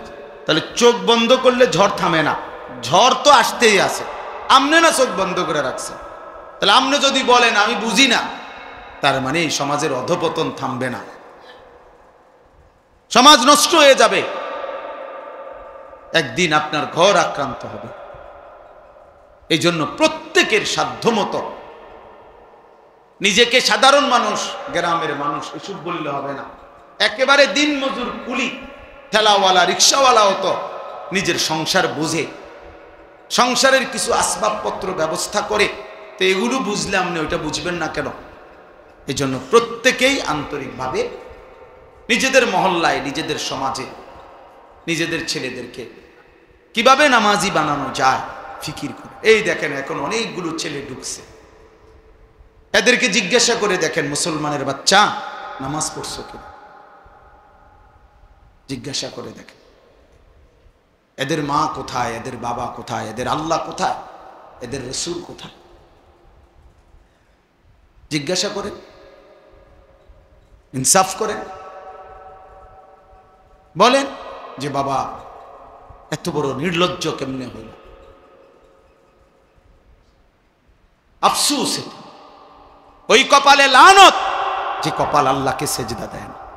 লানত তোর কপাল, লানত বেটা, আল্লাহর লানত। আল্লাহ কোরআনে বলছে ইবলিস তুই আমারে সেজদা দিলি না, তোর উপরে আমি আল্লাহর লানত কিয়ামত পর্যন্ত। কোরআন শরীফের আয়াত কিনা? এই জন্য ছেলেরা মনে রাখো, খাও কোনো অসুবিধা নাই, খাও, পেশাব করো, পায়খানা করো, নারী দেখো, ছবি দেখো, জিনার ব্যভিচার দেখো, কিন্তু মনে রাখো ওই জিন্দিগি জানোয়ারের জিন্দিগি, যে জিন্দিগি সেজদা করে না, ওই জীবন কুকুরের জীবন, যে জীবন আল্লাহর গোলামি করে। আল্লাহ আমাদেরকে বুঝ দান করেন, আল্লাহ আমাদেরকে মাফ করে দেন, আল্লাহ আমাদেরকে কবুল করে নেন। আমাদের ছেলেদেরকে ফিরাইতে হবে, আমাদের সন্তানদেরকে ফিরাইতে হবে। বাপ মারা যেভাবে খামখেয়ালি শুরু করছেন, এভাবে জাতি টিকবে না। হ্যাঁ, বেঁচে থাকবে কিন্তু মুসলিম পরিচয় থাকবে না, এমনি বাচ্চা থাকবো আর কি, এমনি খাইবো পড়বো আর কি, দুনিয়া ভোগ করবে আর কি, কিন্তু একদিন গোটা ফ্যামিলির থেকে ইমানের পরিচয় চলে যায়, কেউ আর চিনবে না আল্লাহ খোদা। কারণ এই যে ছেলেগুলো মনে করেন যে এক ওয়াক্ত নামাজ পড়ে না, সারা দিন রাত মোবাইলে নারীর ছবি দেখে, তো আগামী 20 বছর পরে এদের জেনারেশন, এদের সন্তান, এরা বিবাহ শাদী করলে তার ফুতে তার জি কি শিখবে? কথা বলেন না ভাই, কি শিখবে? তার কাছ থেকে কি জানবে সে? আল্লাহ আমাদেরকে মাফ করে দেন, আল্লাহ তাআলা আপনাদেরকে কবুল করে নেন। আমরা আপনাদেরকে মহব্বত করি।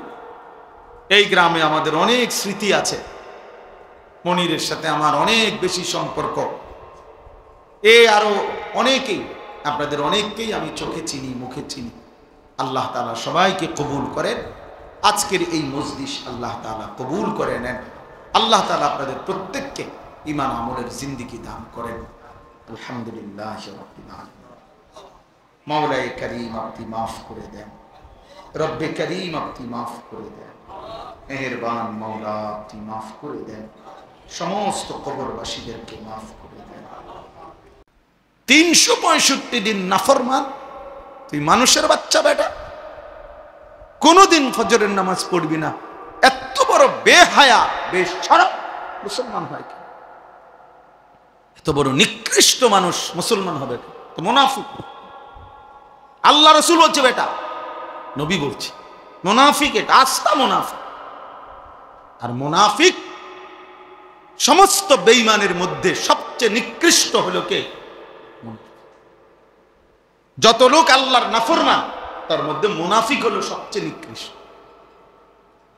হযরত আব্দুল্লাহ ইবনে ওমর হাদিসে আছে, নবীজির বিখ্যাত সাহাবী আব্দুল্লাহ ইবনে ওমর রাদিয়াল্লাহু তাআলা আনহুমা, তিনি বলছেন নবীজির জামানায় আমরা মুনাফিক চিনতাম এশা এবং ফজরের জামাতে অনুপস্থিতি দেখে।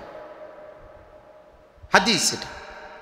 উনি বলেন আমরা চিনতাম মুনাফিককে আমাদের মাঝে, আমরা খুঁজতাম বুঝতাম ফজর এবং এশার নামাজে অনুপস্থিত হতো যায়।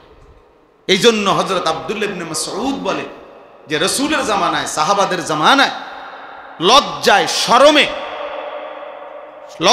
শরমে যাতে দাগ না পড়ে যায়, চিহ্নিত হয়ে না যায়, এজন্য মুনাফিক যারা মুনাফিক ছিল বাস্তবিক অর্থে, তারাও রাসূলের জামানায় ফজরের নামাজ মিস করতো না, কারণ মিস করলে তো মানুষ কইব তে মুনাফিক।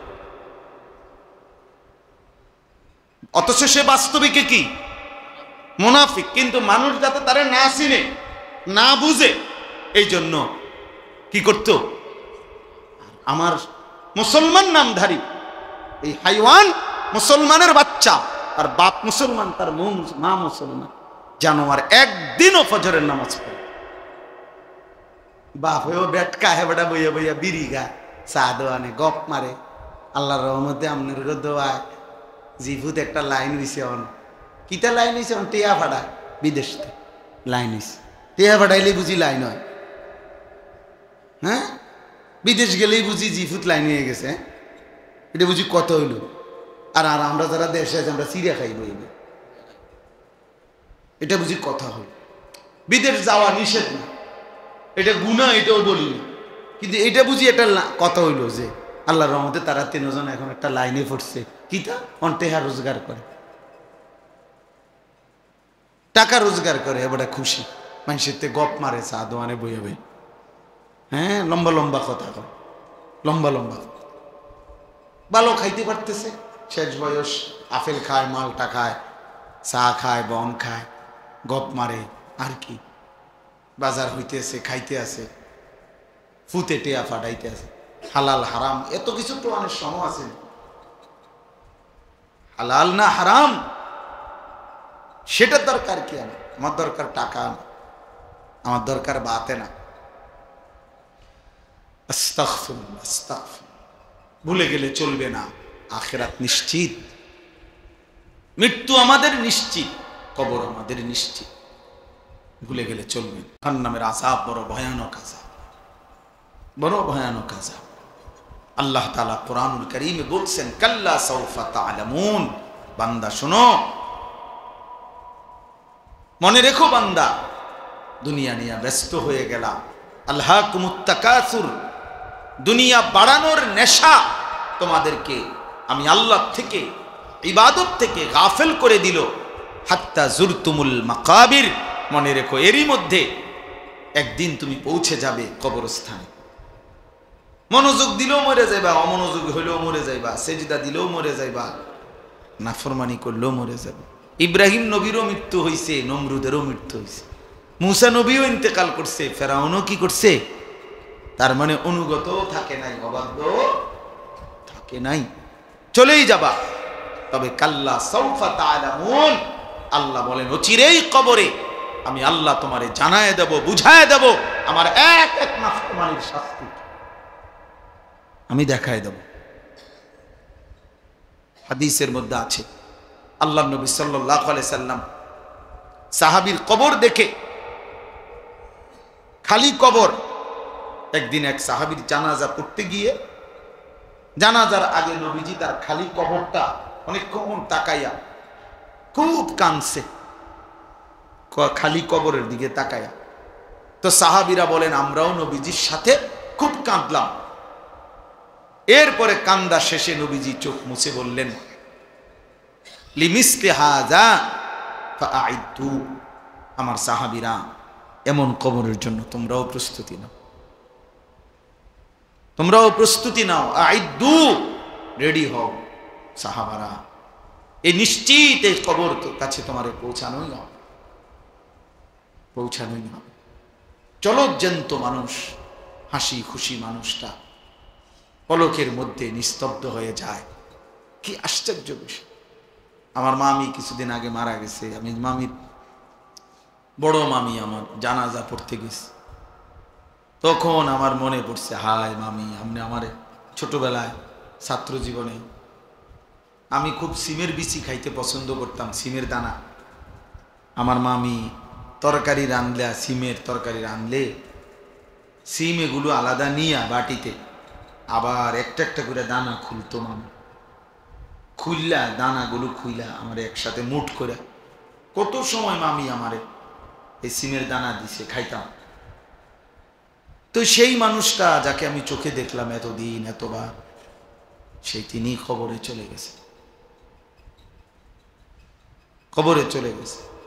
কি ব্যস্ততম জিন্দেগি ছিল, বড় সংসার ছিল, সব ছেড়ে চলে গেছে। এমনই তো। তাহলে মৃত্যু আমাদের জন্য নিশ্চিত যে আমাদেরকে থামায় দিবে।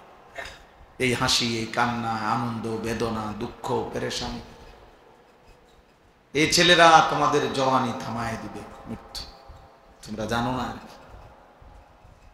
কে দেখে তোমাগরে, তোমাগরে সমস্ত চুলের ফ্যাশন, কোনো ইবলিস ছাড়া, শয়তান ছাড়া কেউ দেখে না।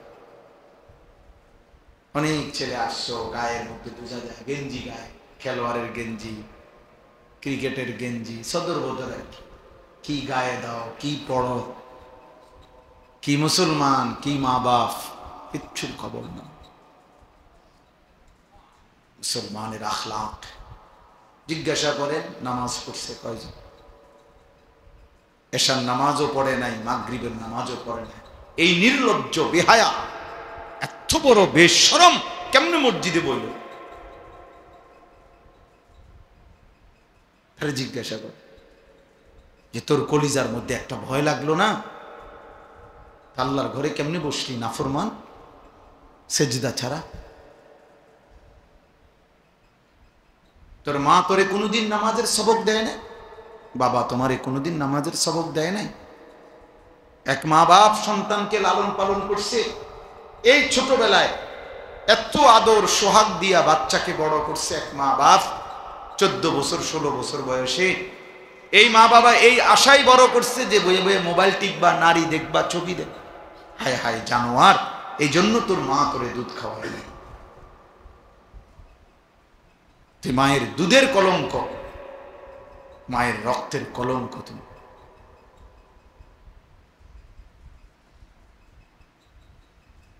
কিচ্ছু অর্জন হয় না শেষ পর্যন্ত। কিছু ছবি, নারী, কিছু মোবাইলের অশ্লীল দৃশ্য, বেনামাজি নাফরমানি জিন্দিগির বিনিময়ে কিছুই অর্জন নাই। শুধুই ক্ষয় হয়, লস হয়, আখেরাতও বরবাদ হয়, শরীরের শক্তিও নষ্ট হয়, সমাজের কাছে ঘৃণিত হয়। অফিকা উয়ুবুন ওয়ালিন্নাসি আয়ুনুন, আরবি ভাষার একটা প্রবাদ আছে, মনে রাখবে ছেলেরা, বাবা তোমরাও মনে রাখবে। আরবিতে বলে যে তোমার মাঝে দোষ আছে, মানুষেরও চোখ আছে। তোমারও কি আছে? মানুষেরও কি আছে? তোমারও দোষ আছে, মানুষেরও চোখ আছে। অর্থাৎ মানুষ প্রত্যেকের ব্যাপারে একটা জিনিস মনে রাখবে, সামনে কিংবা পিছনে প্রত্যেককে তার কর্মের ভিত্তিতেই মূল্যায়ন করে। সামনে বলতে পারুক বা না পারুক, পিছনে হইল আপনার কর্ম যেটা, আপনারে মূল্যায়ন হবে না, আপনি ওইটাই। আমনের সুদখোর, আমনেরে মানুষে কইব মাশাআল্লাহ জোনায়েদ বাগদা দিয়ে নাও, আয়ো মানুষে চিড়া খায় আর আমনে ভাত খান। কথা বলেন না কেন? বাটপাররে বুঝি মানুষে কইব বেটা জোনায়েদ বাগদা দিয়ে, হ্যাঁ মানুষে বেউকুফ। হ্যাঁ, সেজদাওয়ালাকেও মানুষ চিনতে ভুল করে না, হারামখোর বাটপারকেও মানুষ চিনতে ভুল করে না। মানুষ রাতকে রাতই বলে, দিনকে দিনই বলে, আলোকে আলোই বলে, অন্ধকারকে কি বলে? অন্ধকারই বলে। এজন্য হারামখোর, পাপী, নাফরমান, তোরে বেটা চরিত্রহীন ছেলে তোমরা যারা এ নারী দেখো, ছবি দেখো, মোবাইলে অশ্লীল দৃশ্য দেখো, এক ওয়াক্ত সেজদা দাও না, তোরে মানুষ বেটা কোনোদিনও সম্মানের চোখে দেখে না, তোরে হাইওয়ান জানোয়ারের এক আইটেম ছাড়া আর কিচ্ছু মনে করে না। হ্যাঁ, চলতে থাকো। যদি মনে করো জানোয়ারের পরিচয় নিয়েই, জানোয়ারের বৈশিষ্ট্য নিয়েই আমি সন্তুষ্ট, তো ঠিক আছে, চলো ভাইয়া চলো, অসুবিধা কি? ফাসাউফা তারা ইদিন কাশাফাল গুবার, খুব দ্রুতই দেখতে পাইবেন, অচিরেই দেখবেন, অচিরেই ফয়সালা হয়ে যাবে। মৃত্যু এসে পার্থক্য করে দিবে, মৃত্যু এসে বুঝায় দিবে কোনটা ছিল করণীয়, কোনটা ছিল বর্জনীয়, কোনটা ছিল উচিত, কোনটা ছিল অনুচিত। আজ আমরা বুঝতেছি। এই জন্য দোস্ত আমার, বাবা আমার, দয়া করে মেহেরবানি করে ভাবতে শিখে, ভাবতে শিখে। আমি ওই গাজীপুর বিষ্ণুপুর মাদ্রাসায় একটু ঢুকছিলাম, শুধু বাচ্চাদেরকে কোরআন শরীফের সবক দিছিলাম। 43 জন বাচ্চা আজকে সবক নিছে, আলহামদুলিল্লাহ। তো এখানে কাছাকাছি আইসা বলতেছি আমি যে বেনিকোলা তো আমি আজীবন হাইটেই গেছি। এটা বলতে বলতে আসছি, আমার সাথে কামরুল মৌলানা কইতেছে, কয় না হুজুর সিএনজি রাখছে হেরা। আমি আচ্ছা ঠিক আছে, সিএনজি রাখছে তো রাখছে, বাকি আমি তো কতই হাইটে গেছি, অসুবিধা নেই। ঠিকই সিএনজি তুটছি, সিএনজি আর স্টার্ট লয় না। আগের 2 হুজুরেই সিএনজি আনছে, আমার বেলায় আর সিএনজি এখন এটা স্টার্ট। তার মানে ওই যে আমার কপাল হাঁটুন না, কপাল। আমি বললাম ঠিক আছে, আমি যেটা বলছি এটাই হয়েছে। আমি মুখ দিয়ে কইলাম যে আপনার আমি হাইটা কত গেছি, বাস্তবিক অর্থেই এখানে এই মসজিদে এখানে আমি বারবারই আসছি, আলহামদুলিল্লাহ। কাজল ভাই যখন বলছেন অনেক আগে, খুব সম্ভব এই ডেট নেওয়া হয়েছে বহু আগে, অনেক মাস আগে। আলহামদুলিল্লাহ আজকেও অনেক দিন পরে আসার সুযোগ হলো। আইসা তো দেখলাম মাশাআল্লাহ মসজিদ অনেক সুন্দর হয়েছে, বারান্দা আরো বাহিরে অনেকটুকু জায়গা, এটা তো আগে ছিল না। মাশাআল্লাহ আপনাদের সকলের সহযোগিতায়, ভালোবাসায় আল্লাহর ঘরকে সুন্দর করা, আল্লাহ তাআলা এর উত্তম বিনিময় দান করেন। কোরআনুল কারীমের মধ্যে আছে, আল্লাহ তাআলা বলেন, ইন্নামা ইয়া'মুরু মাসাজিদাল্লাহি মান আমানা বিল্লাহি ওয়াল ইয়াউমিল আখির। নিশ্চয়ই আল্লাহর ঘর মসজিদ সমূহ আবাদ করে তারা যারা আল্লাহকে বিশ্বাস করে এবং আখিরাতকে বিশ্বাস করে।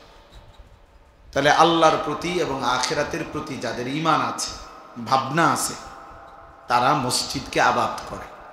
মসজিদে সহযোগিতা করা, মসজিদ প্রতিষ্ঠার চেষ্টা করা, মসজিদে দান সদকা করা, মসজিদে নামাজ পড়া, মসজিদের সাথে লেগে থাকা, এটা অনেক বড় একটা গুণ, অনেক বড় গুণ, অনেক বড় গুণ। মসজিদের সাথে ইবাদতে, আমলে, সহযোগিতায় অন্তর্ভুক্ত থাকা, এটা প্রমাণ করে ওই ব্যক্তির মধ্যে আল্লাহর প্রতি ঈমান, আখিরাতের প্রতি ঈমান আছে। কোরআনুল কারীমের মধ্যে আল্লাহ তাআলা বলেছেন। কোরআনুল কারীমের মধ্যে আছে, ওমান ইউআযযিম শাআইরাল্লাহ ফাইন্নাহা মিন তাকওয়াল কুলুব। আল্লাহর নিদর্শনাবলীকে যে সম্মান করবে, তো আল্লাহ তাআলা বলেন এটা তার অন্তরে তাকওয়া আছে, এ কথার প্রমাণ বহন করবে। তার অন্তরে আল্লাহ ভীতি আছে, আল্লাহর ভয় আছে, এ কথার প্রমাণ আল্লাহর নিদর্শনাবলীকে সম্মান করা। তো আল্লাহর নিদর্শনাবলী এর মধ্যে মসজিদ, আল্লাহর ঘর অন্যতম। প্রতিটা মসজিদ, প্রতিটা আল্লাহর ঘর আল্লাহর নিদর্শনাবলীর একটি। এই জন্য যে মসজিদকে সম্মান করবে, তো এইটা তার অন্তরে তাকওয়া আছে, আল্লাহর ভয় আছে, এই কথার প্রমাণ বহন করে। হাদিসের মধ্যে আছে, রাসূলুল্লাহ সাল্লাল্লাহু আলাইহি ওয়াসাল্লাম বলছেন, 7 ধরনের ব্যক্তিকে আল্লাহ তাআলা কিয়ামতের দিন আল্লাহ তাআলার আরশের ছায়া দান করবেন। এটা আপনারা অনেক শুনছেন এই কথা। এটা যেদিন আল্লাহর আরশের ছায়া ছাড়া আর কোনো ছায়া থাকবে না। এই 7 ধরনের ব্যক্তির মধ্যে এক ধরনের ব্যক্তি হলো ওই ব্যক্তি, রাজুলুন কলবুহু মুআল্লাকুন বিল মাসাজিদ, যার অন্তর মসজিদের সাথে লেগে আছে, যার দিল মসজিদের সাথে লেগে আছে। মসজিদে সেজদা দেওয়া, মসজিদে নামাজ পড়া, মসজিদে এসে ইবাদত করা, মসজিদকে সুন্দর করা, মসজিদের খেদমত করা, মানে মসজিদের প্রতি, ইবাদতের প্রতি তার হৃদয় পড়ে থাকে, দিল পড়ে থাকে, অন্তরের টান থাকে। আল্লাহ নবী সাল্লাল্লাহু আলাইহি ওয়াসাল্লাম বলছেন, এটা প্রমাণ করে যার দিলের মধ্যে এরকম আছে, তো তাকে আল্লাহ তাআলা আল্লাহর আরশের নিচে ছায়া দান করে। এই জন্য মসজিদের সাথে মুমিনের সম্পর্ক গভীর করা উচিত। হাদিসের মধ্যে আছে, বান্দা যখন মসজিদে ঢোকে তো সে আল্লাহ তাআলার মেহমান হয়ে যায়, আর আল্লাহ তাআলা সেই মেহমানকে প্রথম আপ্যায়ন করে তার অগণিত গুনাহ মাফ করে দেয়। এটাই প্রথম মেহমানদারি। ওয়াকিরাহু আল মাগফিরা, মসজিদে আল্লাহর পক্ষ থেকে প্রথম মেহমানদারি হলো শরবত না, বরং গুনাহ মাফ, বান্দার গুনাহ মাফ করে দেয়। এজন্য মসজিদকে ভালোবাসা, মসজিদের প্রতি হৃদয়ের টান থাকা, মসজিদে এসে নামাজ পড়া, মসজিদে সবসময় অন্তরে মসজিদের প্রতি ভালোবাসা, এটা অনেক বড় একটা নিয়ামত। আবার দেখেন, এর বিপরীতে মসজিদে অনর্থক কথা বলা, আওয়াজ বড় করা, শোরগোল করা, অনর্থক নেতাগিরি, মাতবুরি, অহংকার, বড়াই, ঝগড়া, এগুলো করা, এটা কিয়ামতের একটি মন্দ চিহ্ন, আলামত, কিয়ামতের মন্দ আলামত। আল্লাহ নবী সাল্লাল্লাহু আলাইহি ওয়াসাল্লাম বলছেন, যাহারাতিল আসওয়াতু ফিল মাসাজিদ, গেটের জায়গা ছেড়ে বসেন, গেটের জায়গা ছেড়ে ডানে বামে বসেন, ও গেটের জায়গা আটকায় ফেললে, আলম ভাই আপনিও বইয়া লাইছেন, তো তার বইব কেন? গেটের জায়গা ছেড়ে দেন, তাহলে তো বইব কেমনে পরে লোকজন। আল্লাহ নবী সাল্লাল্লাহু আলাইহি ওয়াসাল্লাম বলছেন, যাহারাতিল আসওয়াতু ফিল মাসাজিদ, কিয়ামতের একটি মন্দ চিহ্ন যে মসজিদের মধ্যে আওয়াজ বেড়ে যায়, মানে মসজিদে ফালতু কথা, বেহুদা কথা, অনর্থক কথা, এটা বেড়ে যাওয়া, বেহুদা কথা বলা, এটা কিয়ামতের একটি অপছন্দনীয়, নিন্দনীয়, মন্দ আলামত। এজন্য আপনারা যারা আছেন প্রত্যেকেই মনে রাখবেন, মসজিদে কোনো রকম যেন গুনাহ না হয়। মসজিদের আজমত, মসজিদের সম্মান অনেক বেশি, অনেক বেশি। আমি যে জন্য শুরুতে ঢুকা বললাম ছেলেদেরকে যে বাবা তুমি, এটা মসজিদ, ফাজলামি করলে বাইরে চলে গেলে ভালো, আল্লাহর ঘর মসজিদে তামাশা করা, দুষ্টমি করা, এটা অনেক বড় একটা অপরাধ। কোন জায়গার সম্মান যেমন বেশি, ওই জায়গার অপরাধেরও মাত্রা, অপরাধের শাস্তির পরিমাণও বেশি। এজন্য সমস্ত উলামায়ে কেরাম বলছে, মক্কা শরীফ আল্লাহর ঘরের কাছে, মসজিদে হারাম, ওটার মধ্যে একটা আমলে একটি সেজদা 1 লক্ষ সেজদার সমান। তাহলে নেকি যেমন 1 লক্ষ, অনেক বেশি, তো গুনার শাস্তিও অনেক বেশি, অপরাধের শাস্তিও অনেক বেশি। এই কারণে মসজিদের আজমত, মসজিদের প্রতি সম্মান, আন্তরিকতা প্রত্যেকের ভিতরে থাকা চাই। আমরা আমাদের সমাজে এ ব্যাপারে যত্নবান কম, অনেক যত্নবান। অনেক মসজিদে কিশোর বয়সী ছোট বাচ্চা, 14-15 বছর হয়ে গেছে, এমন ছেলে পেলেও এত দুষ্টামি করে, এত কথাবার্তা, এত তামাশা, মস্কারি, ঠাট্টা, দোতলায়, নিচতলায়, বারান্দায় ফাজলামির একটা মানে আখড়া বানায় ফেলে। জুমার বয়ান হয়, ইমাম সাহেব বয়ান করে, আর কিছু দুষ্ট ছেলে পেলে আছে, পুরাটা টাইম যন্ত্রণা দেয়, কষ্ট দেয়। আহা, অপদার্থ সন্তান জানেও না যে আল্লাহর ঘরের আজমত কি, কেউ তারে কোনোদিন শিখায়ও নাই যে আল্লাহর ঘরের সম্মান কি। অথচ টেলিভিশন দেখতে বসলে মা বুঝাই দিছে যে সাবধান, কথা বলবা না, চুপ থাক। বাবা শিখাই দিছে। টেলিভিশন দেখলে, নর্তকীর নাচ দেখলে চুপ করায় দেয়, কিন্তু আল্লাহর ঘর মসজিদে আমাদের অনেকের চোখের সামনে বাচ্চারা, একেবারে ছোট্ট মাসুম বাচ্চা বাদ দিলাম, ও বেচারা একেবারেই ছোট, 12 বছরের ছেলেটাও ছোট, 14 বছরের ছেলেটাও ছোট, তো ওই যে বান্দরামি করে, দুষ্টমি করে, ওই যে একটা শব্দ শোনে না, তো সে শিখবে কোত্থেকে? শিখবে কোত্থেকে? শরীয়তের মাসআলা জানবে কোত্থেকে যদি নাই শুনে? নাই শুনলে আমল করবে কিভাবে? আমল তো তখনই আমল হয় যখন তা ইলম অনুপাতে হয়, কোরআন সুন্নাহর ইলম অনুপাতে হলে সেটা আমল হয়। এমনিতে আপনার মন মতো আমল করলে, নিজের ইচ্ছা মতো, এই যে আপনাদের মাঝ বয়সী বয়স্ক অনেক লোক আছে, হাজার বললেও, কোটিবারও যদি বলে, যদি ফাও ধরে, তারপরও উনি উনার সূরা কেরাত শুদ্ধ করবেন। কিছু বয়স্ক লোক আছে এমন গোয়ার, যে মানে বুঝে যে ওনার সূরা অশুদ্ধ, দোয়া কালাম অশুদ্ধ, কিন্তু দুনিয়ার কোনো কথা দিয়া ওনাগরে এটা বুঝানো যায়। কোনো ইবলিস ওনাগো কলিজার ভিতরে বুঝাই দিচ্ছে যে অসুবিধা নেই, আল্লাহ ভরসা, এই যে এরম ফরিয়ে দিবি, এটা অন্য কেউ বুঝাই দিছে তার কলজে, যে মাইতো না চাইলি হুজুরা কইবই, আল্লাহ ভরসা। এখন আল্লাহ বলছে কিনা আপনারা বলেন, যে আল্লাহ যদি বলে, আপনারা শুনছেন যে আল্লাহ বলছে যে বান্দা তুমি ভুলের উপরে, মিথ্যার উপরে, ভুলের উপরে মৃত্যু পর্যন্ত থাকো, আমি ভরসা, এটা আল্লাহ বলছিনি, তো তো আপনারা কে ভরসা দিন? আপনার এই ভরসাটা দিল কে? আফসুসের ব্যাপার, আফসুসের ব্যাপার।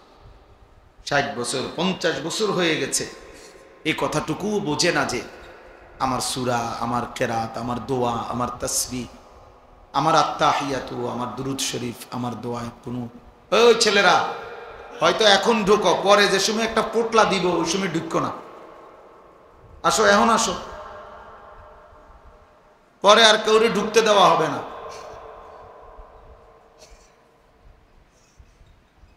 হ্যাঁ, কিছু খবর নেয়, মনে করেন কিছু আছে খবর নেই, কিছু দিবনি, এবার যদি রাত 2টাও বাজে ঘুরব, বুঝলেন না? যদি রাত 2টাও বাজে, সারা রাতও লাগে, তারপরও ঘুরব। আফসুস মানে জীবন মানেই শুধু এই 2 গা বিরিয়ানি, 1 প্লেট খিচুড়ি, 2টা জিলাপি, এই জিন্দেগি। আবার আগের মতো তামাশা, আগের মতো বেনামাজি জিন্দিগি, আগের মতো অসভ্যতা। আহ, আসলো কেন পৃথিবীতে? মরবেই বা কেন? করবেই কি? কিচ্ছু জানেন, কিচ্ছু জানেন। আফসুস হয়েছে ওই জীবনের উপরে, আফসুস যে জীবন জানে না আমি আসছি কোত্থেকে, আমার করণীয় কি, কেন আসলাম, কি করছি। জীবনের যার কোনো লক্ষ্য উদ্দেশ্য নাই, গন্তব্য নাই, মঞ্জিল যে চেনে না, আমি যাব কোথায়, পৌঁছবো কোথায়, থামবো কোথায়, এইটা যার মধ্যে জানা নাই, ওই বাস্তবিক অর্থেই মনে রাখেন ওই কোনো মানুষ না, ওই জন্তু জানোয়ার। কোরআন বলছে ওকে জানোয়ারই বলছে। জানোয়ারেরই কোনো নির্দিষ্ট টার্গেট নাই, তার দরকারও নাই, টার্গেট দিয়ে করবো কি? কোনো গরু, ছাগল, কুকুর, বিড়ালে টার্গেট দিয়ে করবে কি? তার তো কোনো হালালও নাই, হারামও নাই, জায়েজ না জায়েজ কিছু নেই, তার জন্য কোনো বিধান নাই, দিন নাই শরীয়তে। কিন্তু ইনসানের জন্য বিধান আছে, হালাল হারাম আছে, জায়েজ না জায়েজ আছে, করণীয় বর্জনীয় আছে, কারণ তার জন্য আখিরাত আছে, তার জন্য হিসাব আছে, তার জন্য বিচারের মাঠ আছে, তার জন্য আমলনামা প্রস্তুত হচ্ছে, তার আমলনামা মিজানের পাল্লায় ওজন হবে, তাকে ফুলসেরাত পার হইতে হবে, তাকে জান্নাত কিংবা জাহান্নামে যেতে হবে। এটা গরু ছাগলের নাই, এটা জন্তু জানোয়ারের নাই। তাইলে সোজা হিসাব, যে তার হালাল হারাম বুঝে না, জায়েজ না জায়েজ বোঝে না, করণীয় বর্জনীয় বুঝে না, তো সে বাস্তবিক অর্থে কোনো মানুষ না, সে জানোয়ার। সে হাইওয়ান, যার মধ্যে কোনো তামিজ নাই, মানে পার্থক্য শক্তি নাই, পার্থক্য শক্তি নেই। তাইলে বাবা বলতেছিলাম আল্লাহর ঘর মসজিদের কথা বলছি। মসজিদের আজমত জরুরি, মসজিদে জুমার বয়ান গুরুত্বপূর্ণ, মসজিদের ইমাম সাহেবকে সম্মান করা খুব গুরুত্বপূর্ণ, মুয়াজ্জিনকে সম্মান করা খুব গুরুত্বপূর্ণ। মসজিদের একটা জুতার বাক্স, মসজিদের বালু, মসজিদের একটা মোমবাতি অনেক সম্মানিত, এটা মসজিদের। আমরা কোরআন হাদিসের ভাষায় বলে নিসবতের কারণে দামি হয়, মানে সম্বন্ধের কারণে দামি হয়। ইট বালু পাথর সিমেন্টের একটা ঘর এমনিতে শুধু ছিল ঘর, কিন্তু যখন এটা সিদ্ধান্ত হলো যে এটা আল্লাহর ঘর, এই আল্লাহর এই শব্দটা যখন এই ঘরের সাথে লাগলো তো এটা দামি হয়েছে। কি বলে এটা নিসবতারি, মানে সম্বন্ধ কিসের সাথে মিলল, ওইটার কারণে দামি হয়, ওইটার কারণে দামি হয়।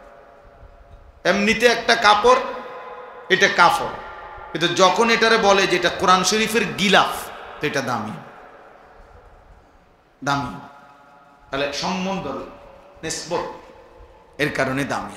তো মসজিদ আল্লাহর ঘর, অতএব এটা নিঃসন্দেহে দামি, এটা দামি, এটা অনেক দামি। আমরা এই জন্য ইনশাআল্লাহ মসজিদের জন্য সবার কাছে অনুরোধ, মসজিদে নামাজ পড়া, জামাতকে ঠিক মতো আদায় করা, মসজিদে আন্তরিকতা রাখা, ভালোবাসা, এটা যেন সবার মধ্যেই থাকে। এই পদ পদবী, মূল্যায়ন অবমূল্যায়ন এটা কোনো বিষয় না। অমুকের সভাপতি বানাই দেব, আমনে তারে দিয়ে দেন সভাপতি, বলে তুই সভাপতির আব্বা ধর, যা তুই সভাপতির 14 গোষ্ঠী, যা তুই নিয়ে সভাপতি, তোর সভাপতি নিয়ে তুই সিরা খাবে, তোর সেক্রেটারি নিয়ে তুই এটার মধ্যে কি কর, পানির ভিজে খাবে না। হ্যাঁ, আল্লাহ তাআলা আমাদেরকে বুঝ দান করে।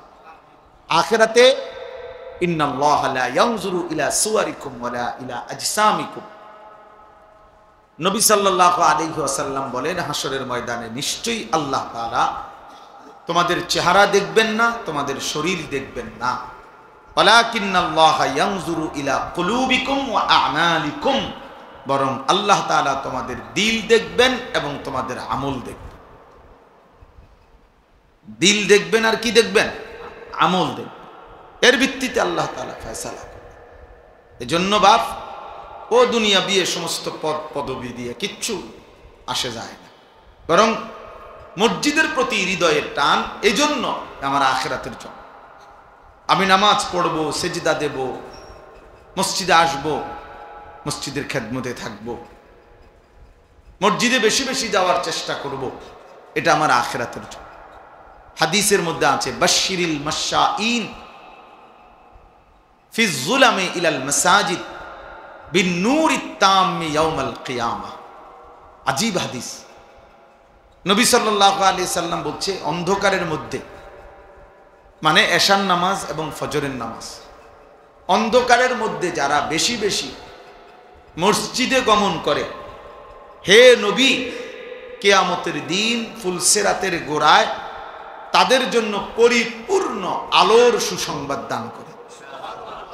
বিন-নূরিত তাম, পূর্ণ আলো, মানে হাদিসের মধ্যে আছে ফুলসিরাত 30,000 বছরের রাস্তা, যেটা সকলকেই পার হইতে হবে।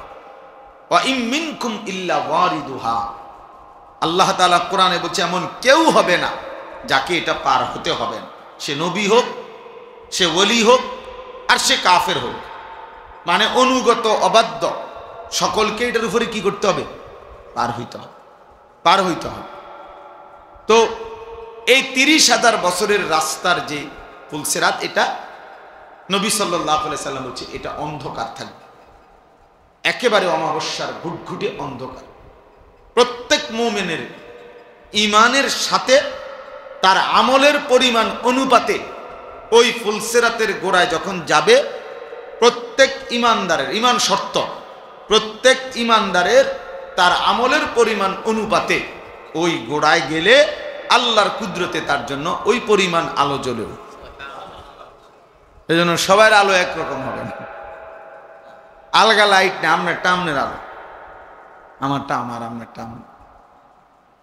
এই ক্ষেত্রে নবীজি সাল্লাল্লাহু আলাইহি ওয়াসাল্লাম বলছেন যে অন্ধকারের মধ্যে, মানে এশার নামাজ এবং ফজরের নামাজ, এই দুই নামাজ অন্ধকারের নামাজ নাকি? কথা বলেন। এশার নামাজ তো পুরা অন্ধকার, আর ফজরের নামাজ আবসা অন্ধকার। এই দুই অন্ধকারের মধ্যে যে মসজিদে যায় বেশি বেশি, আল্লাহ নবী সাল্লাল্লাহু আলাইহি সাল্লাম বলেন ফুলসিরাতে তার জন্য পূর্ণ আলো জ্বলে। 30,000 বছরের রাস্তা পূর্ণ আলো নিয়ে সে পার হইতে পারবে। এজন্য এশার নামাজ এবং ফজরের নামাজ খুব গুরুত্বপূর্ণ। এশার নামাজ এবং ফজরের নামাজ যারা আদায় করে না, রাসূলুল্লাহ সাল্লাল্লাহু আলাইহি ওয়াসাল্লাম তাদেরকে বলছেন মুনাফিক। একেবারে স্পষ্ট বুখারীর হাদিস। ওই অপদার্থ হলো মুনাফিক, যে অপদার্থ এশা এবং ফজরের নামাজ পড়ে না।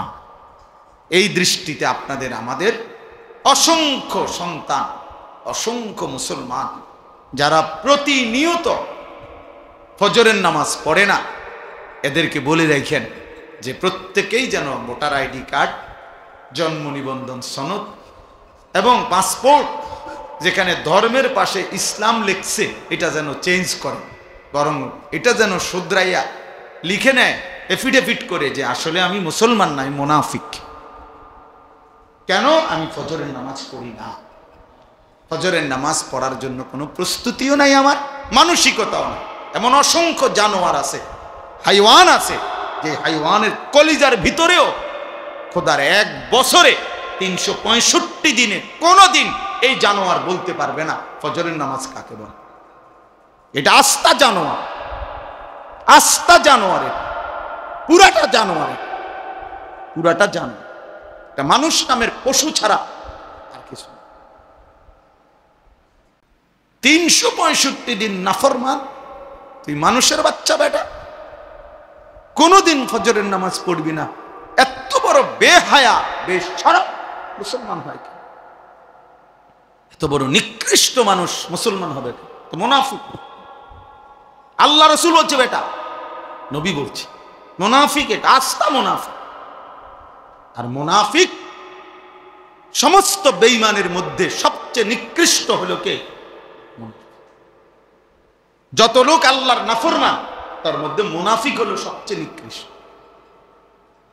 হযরত আব্দুল্লাহ ইবনে ওমর হাদিসে আছে, নবীজির বিখ্যাত সাহাবী আব্দুল্লাহ ইবনে ওমর রাদিয়াল্লাহু তাআলা আনহুমা, তিনি বলছেন নবীজির জামানায় আমরা মুনাফিক চিনতাম এশা এবং ফজরের জামাতে অনুপস্থিতি দেখে।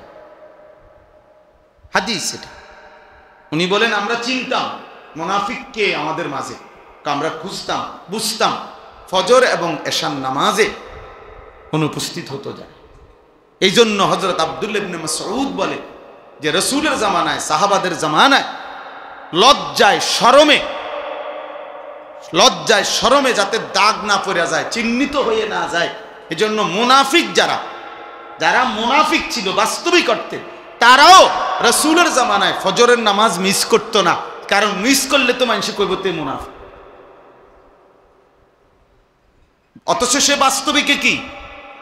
মুনাফিক। কিন্তু মানুষ যাতে তারা না চিনে, না বুঝে, এই জন্য কি করত? আমার মুসলমান নামধারী এই হাইওয়ান মুসলমানের বাচ্চা, আর বাপ মুসলমান, তার মা মুসলমান, জানোয়ার একদিনও ফজরের নামাজ পড়ে। বাপ হয়েও বেটকা হে বেটা বইয়া বইয়া বিড়ি গা, চা দোয়ানে গপ মারে।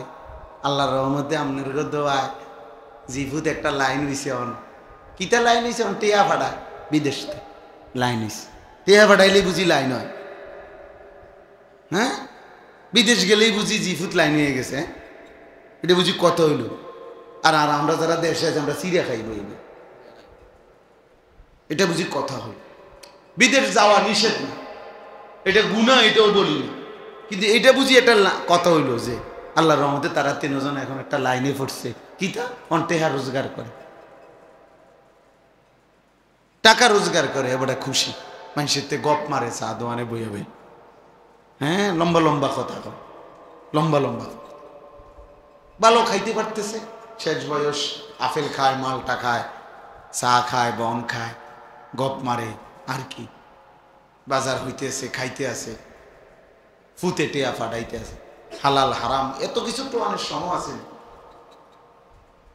হালাল না হারাম সেটা দরকার কি, আমার দরকার টাকা না, আমার দরকার বাতে না। আস্তাগফিরুল্লাহ, আস্তাগফিরুল্লাহ। ভুলে গেলে চলবে না, আখিরাত নিশ্চিত, মৃত্যু আমাদের নিশ্চিত, কবর আমাদের নিশ্চিত, ভুলে গেলে চলবে না। জাহান্নামের আযাব বড় ভয়ানক আযাব, বড় ভয়ানক আযাব। আল্লাহ তাআলা কোরআনুল কারীমে বলছেন, কাল্লা সাউফা তা'লামুন, বান্দা শোনো,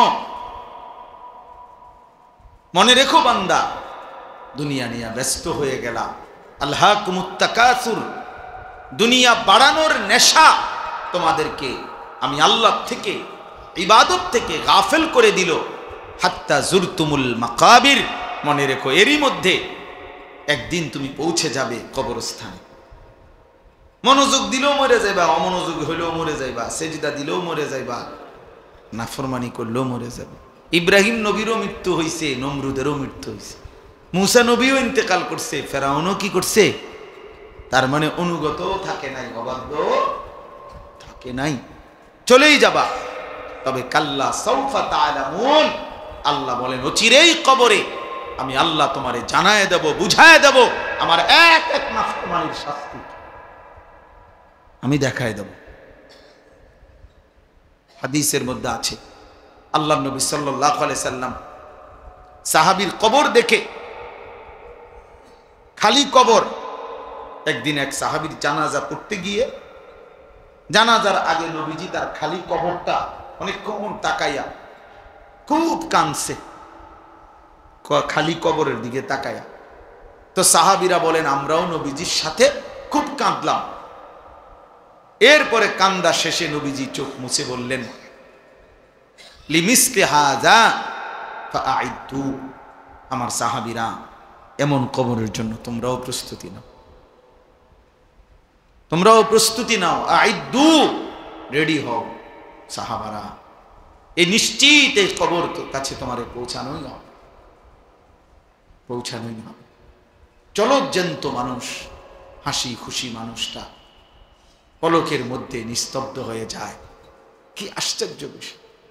আমার মামি কিছুদিন আগে মারা গেছে, আমি মামির বড় মামি আমার জানাজা পড়তে গেছি, তখন আমার মনে পড়ছে, হায় মামি, আপনি আমার ছোটবেলায় ছাত্র জীবনে আমি খুব সিমের বিচি খাইতে পছন্দ করতাম, সিমের দানা। আমার মামি তরকারি রাঁধলে, সিমের তরকারি রাঁধলে সিম এগুলো আলাদা নিয়া বাটিতে আবার একটা একটা করে দানা খুলতো মামি, খুললা দানাগুলো খুইলা আমার একসাথে মুঠ করে, কত সময় মামি আমারে এই সিমের দানা দিছে, খাইতাম। তো সেই মানুষটা যাকে আমি চোখে দেখলাম এতদিন এতবার, সেই তিনি কবরে চলে গেছে, কবরে চলে গেছে।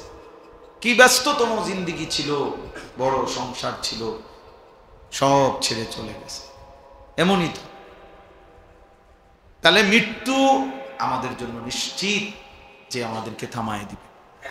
এই হাসি, এই কান্না, আনন্দ, বেদনা, দুঃখ, পেরেশানি, এই ছেলেরা তোমাদের জওয়ানি থামায় দিবে মৃত্যু, তোমরা জানো না।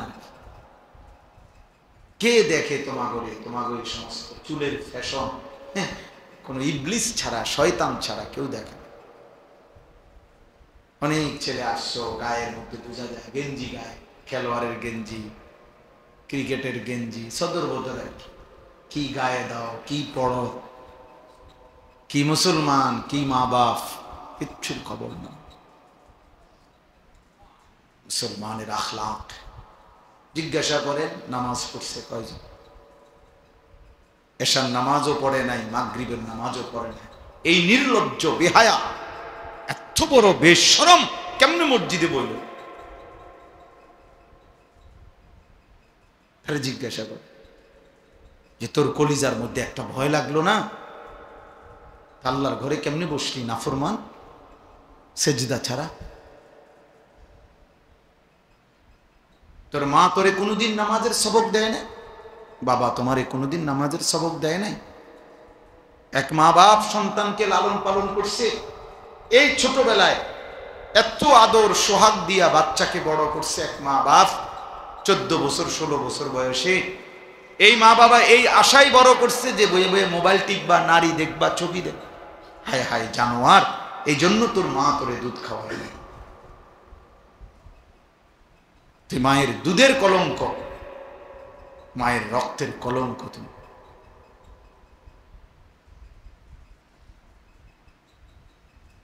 কিচ্ছু অর্জন হয় না শেষ পর্যন্ত।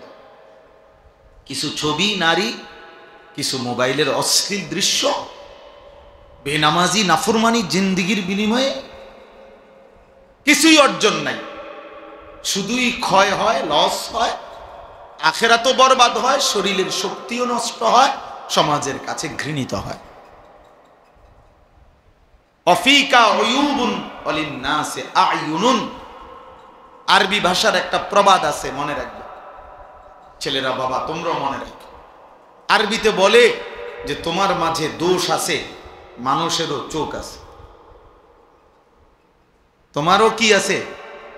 মানুষেরও কি আছে? তোমারও দোষ আছে, মানুষেরও চোখ আছে। অর্থাৎ মানুষ প্রত্যেকের ব্যাপারে একটা জিনিস মনে রাখবে, সামনে কিংবা পিছনে প্রত্যেককে তার কর্মের ভিত্তিতেই মূল্যায়ন করে। সামনে বলতে পারুক বা না পারুক, পিছনে হইল আপনার কর্ম যেটা, আপনারে মূল্যায়ন হবে না, আপনি ওইটাই। আমনের সুদখোর, আমনেরে মানুষে কইব মাশাআল্লাহ জোনায়েদ বাগদা দিয়ে নাও, আয়ো মানুষে চিড়া খায় আর আমনে ভাত খান। কথা বলেন না কেন? বাটফাররে বুঝি মানুষে কইব বেটা জোনায়েদ বাগদা দিয়ে, হ্যাঁ মানুষে বেউকুফ।